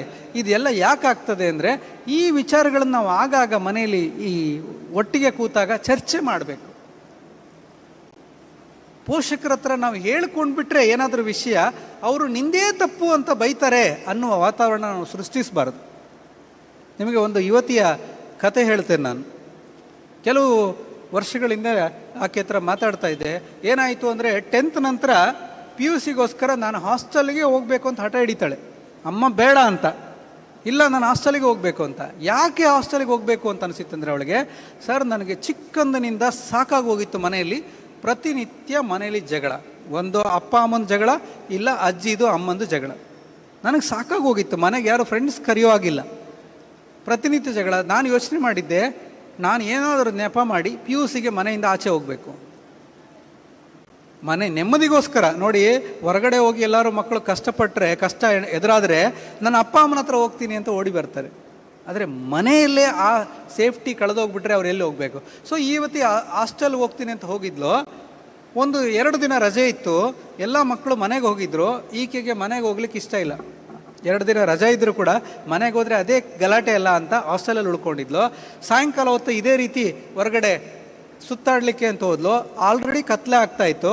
ಆ ಕತ್ಲೆ ಆಗೋ ಸಮಯದಲ್ಲಿ ಯಾರೋ ಒಂದು ಪುರುಷ ಬಂದು ಅವಳನ್ನು ಗಟ್ಟಿಯಾಗಿ ಅಪ್ಪಿಕೊಂಡು ಅವಳ ತುಟಿ ಮೇಲೆ ಚುಂಬಿಸಿ ಓಡೋಗ್ಬಿಟ್ಟ. ಯಾರಂತ ಗೊತ್ತಾಗಲಿಲ್ಲ, ಕತ್ಲೆ ಆಗ್ತಾಯಿತ್ತು. ಯಾರ ಹತ್ರ ಹೇಳಬೇಕು? ಆಕೆಗೆ ಕಷ್ಟ ಆಯಿತು. ಹೋಗಲಿ, ಅವನು ಯಾರು ಏನು ಅಂತ ಶಿಕ್ಷಿಸಲಿಕ್ಕೆ ಅಲ್ಲಿ ಯಾರೂ ಇಲ್ಲ, ಹೇಳ್ಕೊಳ್ಳೋಕೆ ಅವನು ಯಾರಂತ ಗೊತ್ತಿಲ್ಲ. ಕಷ್ಟವನ್ನು ಅಪ್ಪ ಅಮ್ಮನ ಹತ್ರ ಹೇಳಬೇಕು ಅಂದರೆ ಫಸ್ಟ್ ಏನು ಹೇಳ್ತಾರೆ ಅವರು? ನಿಮಗೆ ಬೇಕಿತ್ತ ಹಾಸ್ಟೆಲ್ಲು ಅಂತ ಕೇಳ್ತಾರೆ. ಎರಡನೇದು, 2 ದಿನ ರಜೆ ಇತ್ತಲ್ಲ, ಮನೆಗೆ ಬರ್ಲಿಕ್ಕೆ ಆಗಲಿಲ್ವ ನಿನಗೆ ಅಂತ ಫಸ್ಟ್ ಕೇಳ್ತಾರೆ. ನಿನಗೆ ಎಷ್ಟು ನೋವಾಗಿದೆ, ಏನು ಬೇಸರ ಆಗಿದೆ, ನೀನೇನು ಹೆದರಬೇಡ, ನಿಂದೇನೂ ತಪ್ಪಿರಲ್ಲ ನಂಗೆ ಗೊತ್ತು, ನೀನು ಹೆದರಬೇಡ. ಯಾವನೊಬ್ಬ ಬಂದು ನಿನಗೆ ಮುಟ್ಟಿ ಹೋದ ಅಂತಂದರೆ ನಿನ್ನ ತಪ್ಪೇನದರಲ್ಲಿ? ನಾನು ರಸ್ತೆಯಲ್ಲಿ ನಡೆಯುವಾಗ ನನ್ನ ಕಾಲ ಮೇಲೆ ಕೆಸರು ಬಿದ್ದರೆ ನಾನು ಅಳ್ತಾ ಕೂರಬಾರ್ದು, ಕಾಲು ಕೆಸರನ್ನು ತೊಳ್ಕೊಂಡು ಮುಂದೆ ಹೋಗಬೇಕು ಅಂತ ಧೈರ್ಯ ಹೇಳುವ ಅಮ್ಮ ಇದ್ದಿದ್ರೆ ಅವಳು ಆಗಲೇ ಫೋನ್ ಮಾಡಿ ಹೇಳಿರೋಳು. ಆದರೆ ರಜೆ ಇತ್ತು, ನೀನು ಯಾಕೆ ಬಂದಿಲ್ಲ, ನೀನು ಯಾಕೆ ಸಾಯಂಕಾಲ ಹೊರಗೆ ತಿರುಗಾಡ್ಲಿಕ್ಕೆ ಹೋಗಿದ್ದಿ ಅಂತ ಕೇಳ್ತಾಳೆ ಅಂತ ಅಮ್ಮನ ಹತ್ರ ಆ ಮಗು ಹೇಳ್ಕೊಳ್ಳೇ ಇಲ್ಲ. ದುಃಖ ಯಾಕೆ ಹೇಳ್ತಾ ಇದ್ದೀನಿ ಈ ವಿಚಾರ ಅಂತಂದರೆ, ನಮ್ಮ ಹತ್ರ ಹೇಳ್ಕೊಳ್ಳದೆ ಮುಚ್ಚಿಟ್ಕೊಳ್ತಕ್ಕಂತಹ ಕಷ್ಟಗಳನ್ನು ಒತ್ತಿಡ್ತಾ ಅವರು ಒಂಟಿತನಕ್ಕೆ ಜಾರ್ತಾರೆ. ಅವ್ರ ಮೇಲೆ ಶೋಷಣೆ ಮಾಡುವಂಥವ್ರು ಜಾಸ್ತಿ ಆಗ್ತಾರೆ. ಯಾಕಂದರೆ ಇವಳಿಗೆ ಏನು ಮಾಡಿದ್ರು ಇವಳ ಅಪ್ಪ ಅಮ್ಮನ ಹತ್ರ ಹೇಳೋದಿಲ್ಲ, ಯಾಕೆಂದರೆ ಇವ್ರ ಅಪ್ಪ ಅಮ್ಮ ಇವಳದೇ ತಪ್ಪು ಅಂತ ಹೇಳ್ತಾರೆ ಅಂಥೇಳಿ ಅವ್ರ ಮೇಲೆ ಶೋಷಣೆ ಮಾಡುವಂಥವ್ರು ಕೂಡ ಜಾಸ್ತಿ ಆಗ್ತಾರೆ. ಹಾಗಾಗಿ ಫಸ್ಟು ಮಗು ಬಂದು ಏನೋ ಹೇಳ್ತಾ ಇದೆ, ತಾಳ್ಮೆಯಿಂದ ಮಧ್ಯೆ ಬಾಯಿ ಹಾಕದೆ ಕೇಳಿಸ್ಕೊಳ್ಳೋಣ ಅವ್ರನ್ನ. ನೀವು ಗಮನಿಸ್ಕೊಂಡು ನೋಡ್ಕೊಳ್ಳಿ. ಮಗು ಸಣ್ಣವರಿದ್ದಾಗಿಂದ ಬಂದು ಏನಾದ್ರು ಹೇಳಲಿಕ್ಕೆ ಹೋದ ತಕ್ಷಣ ಇಮಿಡಿಯೇಟಾಗಿ ನಮ್ದು ಆನ್ಸರ್ ಇರ್ತದೆ. ಅಮ್ಮ ನನಗೆ ಗಾಯ ಆಯಿತು. ಏನಾಯಿತು ಗಾಯ? ನನ್ನ ಫ್ರೆಂಡ್ ದೂಡ್ಬಿಟ್ಟ. ನೀನೇನೋ ಮಾಡಿರ್ತೀಯ, ಸುಮ್ಮನೆ ಯಾಕೆ ದುಡ್ತಾನೋ? ಅಮ್ಮ ನಂಗೆ ಟೀಚರ್ ಬೈದ್ಬಿಟ್ರು. ಯಾಕೆ ಬೈದರು? ನೀನೇನೋ ಮಾಡಿರ್ತೀಯ, ಅದಕ್ಕೆ ಬೈದಿರ್ತಾರೆ. ಸೊ ಇಮಿಡಿಯೇಟ್ಲಿ ನಿಂದೇ ತಪ್ಪು ಅನ್ನುವ ರೀತಿಯಲ್ಲಿ ನಾವು ಮಾಡ್ಕೊಳ್ಳದೆ ಆ ಮಗುಗೆ ಏನು ನೋವಾಗಿದೆ, ಏನು ಬೇಸರ ಆಗಿದೆ ಅಂತ ಕೇಳಿಸ್ಕೊಂಡು ನಂತರ ಸರಿಯಾದ ಮಾರ್ಗವನ್ನು ತೋರಿಸುವಂತಹ ಪೋಷಕರು ನಾವು ಆಗೋಣ. ಯಾಕಂದರೆ ನಾವು ಓದುವಾಗ ಇಂಥದೇ ಕಷ್ಟಗಳಿತ್ತು, ನಾವು ಓದುವಾಗ ಇಂಥದೇ ಸವಾಲುಗಳಿತ್ತು. ಇವತ್ತಿನ ದಿನ ಹೆಚ್ಚು ಹೊಸ ರೀತಿಯ ಸವಾಲುಗಳನ್ನು ನಮ್ಮ ಮಕ್ಕಳು ಈ ಹೊಸ ಜಮಾನದಲ್ಲಿ, ಟೆಕ್ನಾಲಜಿ ಇರತಕ್ಕಂಥ ಜಮಾನದಲ್ಲಿ, ಮಾನವ ಸಂಪರ್ಕ ಕಡಿಮೆ ಆಗ್ತಾ ಇರತಕ್ಕಂಥ ಜಮಾನದಲ್ಲಿ, ಇವತ್ತಿನ ಜಮಾನದ ದೊಡ್ಡ ಸವಾಲೇನೆಂದರೆ ಮಾನವ ಸಂಪರ್ಕ ಕಡಿಮೆ ಆಗಿದೆ, ಒಬ್ರಿಗೊಬ್ರು ಮಾತಾಡೋದು ಕಡಿಮೆ ಆಗ್ತಾ ಇದೆ. ನಾವು ಮೊಬೈಲ್ಗಳಲ್ಲಿ ಮುಳುಗಿ ಹೋಗ್ತಾ ಇದ್ದೀವಿ, ಮಕ್ಕಳು ಮೊಬೈಲ್ಗಳಲ್ಲಿ ಮುಳುಗಿ ಹೋಗ್ತಾ ಇದ್ದಾರೆ. ಒಬ್ರಿಗೊಬ್ಬರು ಮಾತನಾಡದಂತಹ ಸಂದರ್ಭದಲ್ಲಿ ಮಾನವ ಸಂಬಂಧಗಳು ಕ್ಷೀಣಿಸ್ತಕ್ಕಂಥ ಸವಾಲುಗಳಲ್ಲಿ ನಮ್ಮ ಮಕ್ಕಳು ದಾರಿ ತಪ್ಪದೆ ಈ ದೇಶಕ್ಕೆ ಬೇಕಾಗುವಂತಹ ಅದ್ಭುತ ಪ್ರಜೆಗಳಾಗಲಿಕ್ಕೆ ಸಾಧ್ಯ ಖಂಡಿತ ಇದೆ. ಅದು ನಿಮ್ಮಿಂದ ಮಾತ್ರ ಸಾಧ್ಯ. ಈ ಶಾಲೆಯ ಒಂದು ವಾತಾವರಣ, ಕಾಲೇಜಿನ ವಾತಾವರಣ 2 ವರ್ಷ ಅವರಿಗೆ ಒಂದು ಸುರಕ್ಷಿತ ವಾತಾವರಣ ಕೊಡ್ಬೋದು ವಿನಃ, ಆದರೆ ಅವರಿಗೆ ಬೇಕಾದಂಥ ಮೂಲ ಧಾತು ಬ್ಲೂ ಪ್ರಿಂಟ್ ಅವರೇನಾಗಬೇಕು, ಅವರಲ್ಲಿ ಬೇಕಾಗಿರ್ತಕ್ಕಂಥ ಒಂದು ರಾ ಮಟೀರಿಯಲ್ ಅದನ್ನು ನೀವು ಆಲ್ರೆಡಿ ಸಿದ್ಧಪಡಿಸಿದ್ದೀರಾ. ನೀವು ಸಿದ್ಧಪಡಿಸಿದಂಥ ಮೂರ್ತಿಗೆ 1-2 ವರ್ಷ ಅವರು ಇಲ್ಲಿ ಬಣ್ಣ ಹೊಡಿಬೋದು ಅಷ್ಟೇ. ಮೂರ್ತಿಯನ್ನು ಸಂಪೂರ್ಣ ಬದಲಾವಣೆ ಮಾಡಲಿಕ್ಕೆ ಸ್ವಲ್ಪ ಕಷ್ಟ ಇದೆ. ಅದು ಬದಲಾವಣೆ ಆಗಬೇಕು ಅಂತಂದರೆ ನಿಮ್ಮ ಪ್ರೀತಿ, ನಿಮ್ಮ ನಿರಂತರವಾದಂತಹ ಅವ್ಯಾಜ್ಯ ಪ್ರೀತಿ, ನಿಮ್ಮ ಮಕ್ಕಳ ಕಡೆಗಿರ್ತಕ್ಕಂಥ ಕಾಳಜಿ, ನಿಮ್ಮ ಪ್ರತಿನಿತ್ಯ ಪ್ರಾರ್ಥನೆಗಳಲ್ಲಿ ನಿಮ್ಮ ಮಕ್ಕಳಿರಬೇಕು. ನೀವು ಪ್ರತಿನಿತ್ಯ ಮನಸ್ಸಿನಲ್ಲಿ ನನ್ನ ಮಗ ಒಳ್ಳೆಯ ವಿದ್ಯಾಭ್ಯಾಸ ಪಡೀಲಿ, ಅವನು ಒಳ್ಳೆಯ ವಿದ್ಯಾರ್ಥಿ ಆಗಲಿ, ಅವನು ಈ ದೇಶಕ್ಕೆ ಒಳ್ಳೆಯ ಪ್ರಜೆ ಆಗಲಿ, ಈ ದೇಶಕ್ಕೆ ಬೇಕಾದಂತಹ ಕೊಡುಗೆಯನ್ನು ಅವನು ಕೊಡಲಿ, ಅವನ ಊರಿಗೆ ಅವನು ಒಳ್ಳೆಯ ಹೆಸರನ್ನು ತರಲಿ ಅಂತ ನಿಮ್ಮ ಪ್ರಾರ್ಥನೆಯಲ್ಲಿ ಹೇಳ್ಕೊಳ್ಳಿ. ಅವನು ಒಂದು ದಿನ ಅದೇ ರೀತಿಯ ವ್ಯಕ್ತಿ ಆಗ್ತಾನೆ. ನನಗೆ ಬೆಳಗ್ಗೆ ಎದ್ದ ತಕ್ಷಣ ನನಗೆ ನನ್ನ ಮಗಂದೇ ಟೆನ್ಷನ್ ರೀ, ನನ್ನ ಚಿಕ್ಕ ಮಗಂದು ಏನು ಪ್ರಾಬ್ಲಮ್ ಇಲ್ಲ, ನನಗೆ ದೊಡ್ಡವಂದೇ ಪ್ರಾಬ್ಲಮ್, ನನಗೆ ಇವನು ಉದ್ಧಾರ ಆಗಲ್ಲ ಅಂತ ಅನಿಸ್ತದೆ, ನನಗೆ ಇವನು ಎಲ್ಲೋ ಕೆಟ್ಟ ಅಭ್ಯಾಸ ಕಲಿತಾನೆ ಅಂತ ಅನಿಸುತ್ತೆ, ನನಗೆ ಇವನನ್ನು ನೋಡಿದರೆ ತಂದೆ ತಾಯಿ ನೋಡಲ್ಲ ಅನಿಸುತ್ತೆ. ನೀವು ಪ್ರತಿದಿನ ಅವನ ಬಗ್ಗೆ ನೆಗೆಟಿವ್ ಆಲೋಚನೆಗಳನ್ನೇ ಮಾಡ್ತಾ ಇದ್ದೀರಿ. ಒಂದು ದಿನ ಅವನು ಅದೇ ಆಗ್ತಾನೆ. ಸೊ ನಿಮ್ಮ ಮಗ ಏನಾಗಬೇಕು ಅಂತ ನೀವು ನಿರ್ಧಾರ ಮಾಡ್ತೀರಿ, ಅದು ನಿಮ್ಮ ಆಲೋಚನೆಗಳಲ್ಲಿರಲಿ. ಪ್ರತಿದಿನ ಅದೇ ಆಲೋಚನೆ ಮಾಡಿ. You are my hero, you are my champion.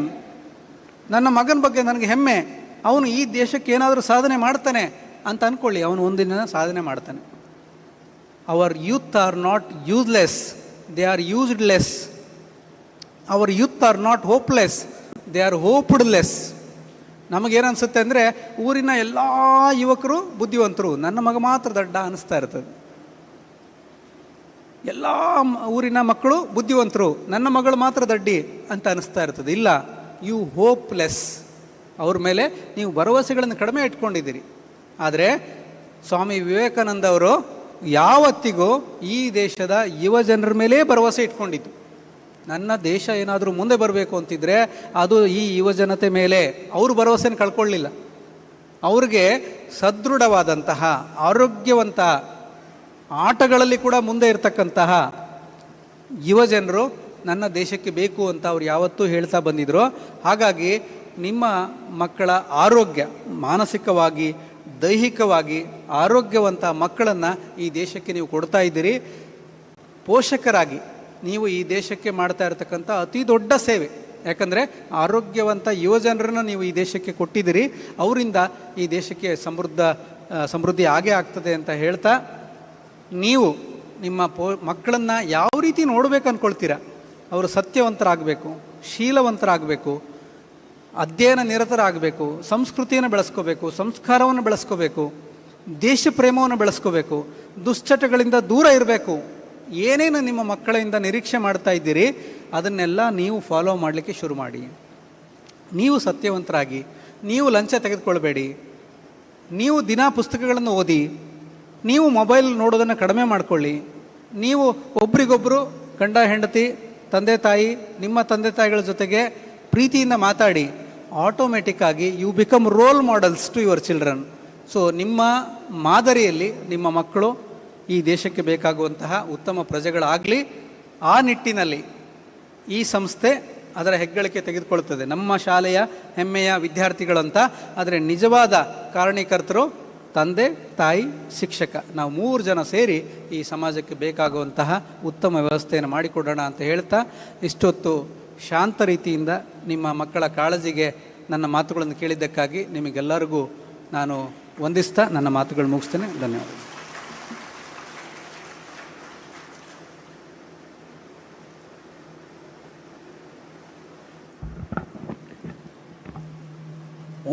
ಊಟಕ್ಕೆ ಮೊದಲು ಧನ್ಯವಾದ ಸಮರ್ಪಣೆ. ಇಲ್ಲಿ ಕುಳಿತವರಿಗೆಲ್ಲ ಒಂದು ಭಾವನೆ ಬಂದಿರ್ಬೋದು, ಮಕ್ಕಳಿಗೆ ಪಾಠ ಮಾಡಿ ಅಂತ ಕಳಿಸಿದ್ದೇವೆ ಕಾಲೇಜಿಗೆ, ನಮಗೆ ಕ್ಲಾಸ್ ತಗೊಂಡ್ರು ಅಂತ.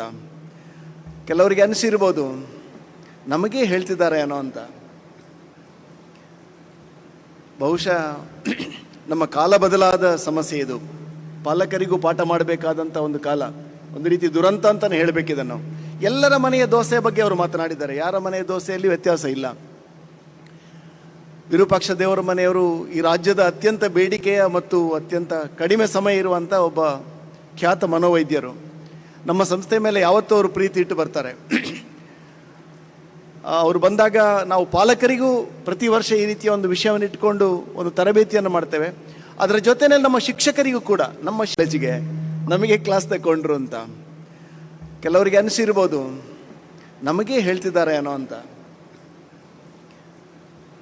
ಬಹುಶಃ ನಮ್ಮ ಕಾಲ ಬದಲಾದ ಸಮಸ್ಯೆ ಇದು. ಪಾಲಕರಿಗೂ ಪಾಠ ಮಾಡಬೇಕಾದಂಥ ಒಂದು ಕಾಲ, ಒಂದು ರೀತಿ ದುರಂತ ಅಂತಲೇ ಹೇಳಬೇಕಿದನ್ನು.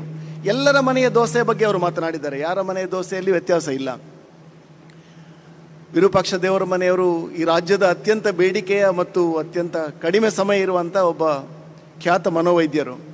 ನಮ್ಮ ಸಂಸ್ಥೆ ಮೇಲೆ ಯಾವತ್ತೂ ಅವರು ಪ್ರೀತಿ ಇಟ್ಟು ಬರ್ತಾರೆ.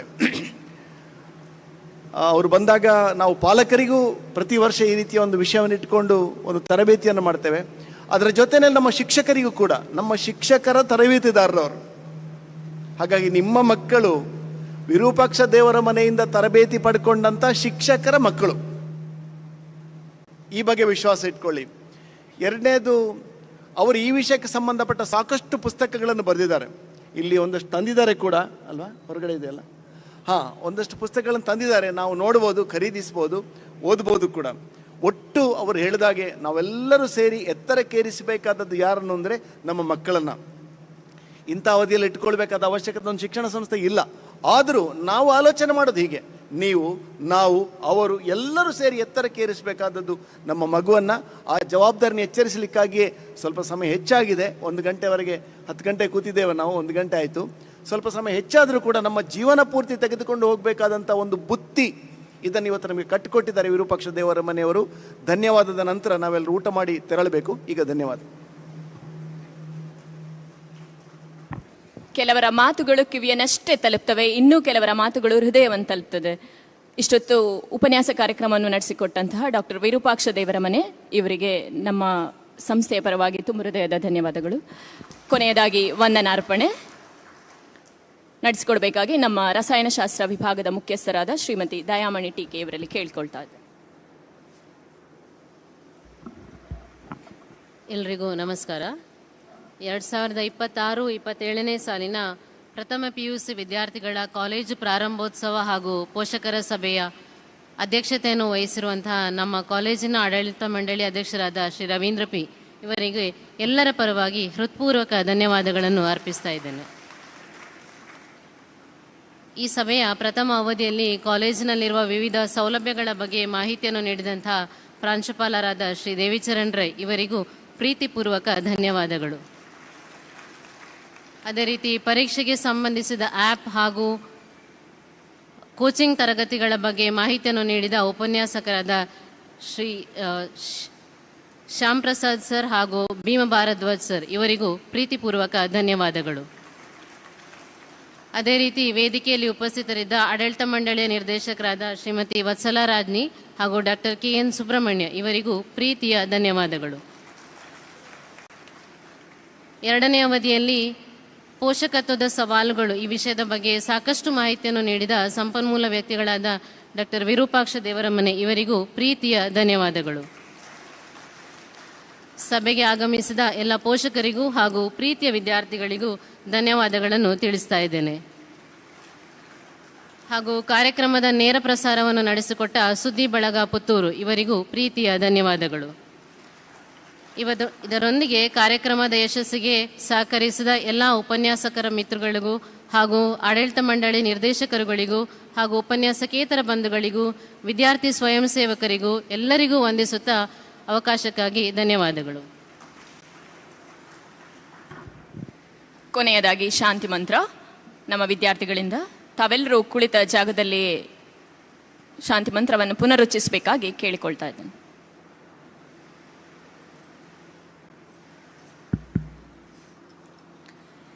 ಸರ್ವೇ ಭವಂತು ಸುಖಿನಃ,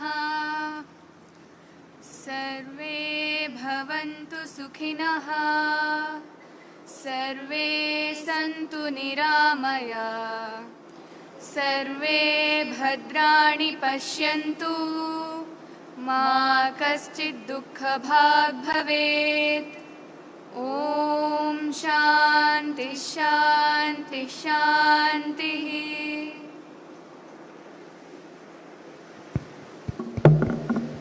ಡಾಕ್ಟರ್ ದೇವರ ಮನೆಯವರು ಈ ದಿನ ಮಧ್ಯಾಹ್ನ ನಂತರ ಶಿಕ್ಷಕರಿಗಾಗಿ ಅವಧಿಯನ್ನು ನಡೆಸಿಕೊಡ್ಲಿಕ್ಕಿದ್ದಾರೆ. ಹಾಗೆ ನಾಳೆಯ ದಿನ ಕೂಡ ವಾಣಿಜ್ಯ ಹಾಗೂ ಕಲಾ ವಿಭಾಗದ ಪೋಷಕ ಸಭೆಯಲ್ಲಿ ಕೂಡ ಶ್ರೀಯುತರು ಬರ್ತಾರೆ. ನಮ್ಮ ಸಂಸ್ಥೆ ಮೇಲಿರುವ ಅವರ ಅಭಿಮಾನವನ್ನು ಗೌರವಿಸ್ತಾ ಮಗುವಿನ ಕನಸುಗಳಿಗೆ ಬಣ್ಣ ತುಂಬುವವರು ಪೋಷಕರು, ಆ ಕನಸುಗಳಿಗೆ ದಿಕ್ಕು ತೋರಿಸುವವರು ಶಿಕ್ಷಕರು. ಇವೆರಡರ ಸಮನ್ವಯವೇ ವಿದ್ಯಾರ್ಥಿಯ ಯಶಸ್ಸಿನ ಗುಟ್ಟು. ಈ ಸಹಯಾತ್ರೆ ಹೀಗೆ ಮುಂದುವರಿಯಲಿ ಎನ್ನುವ ಆಶಯದೊಂದಿಗೆ ಕಾರ್ಯಕ್ರಮಕ್ಕೆ ಶುಭ ವಿರಾಮ.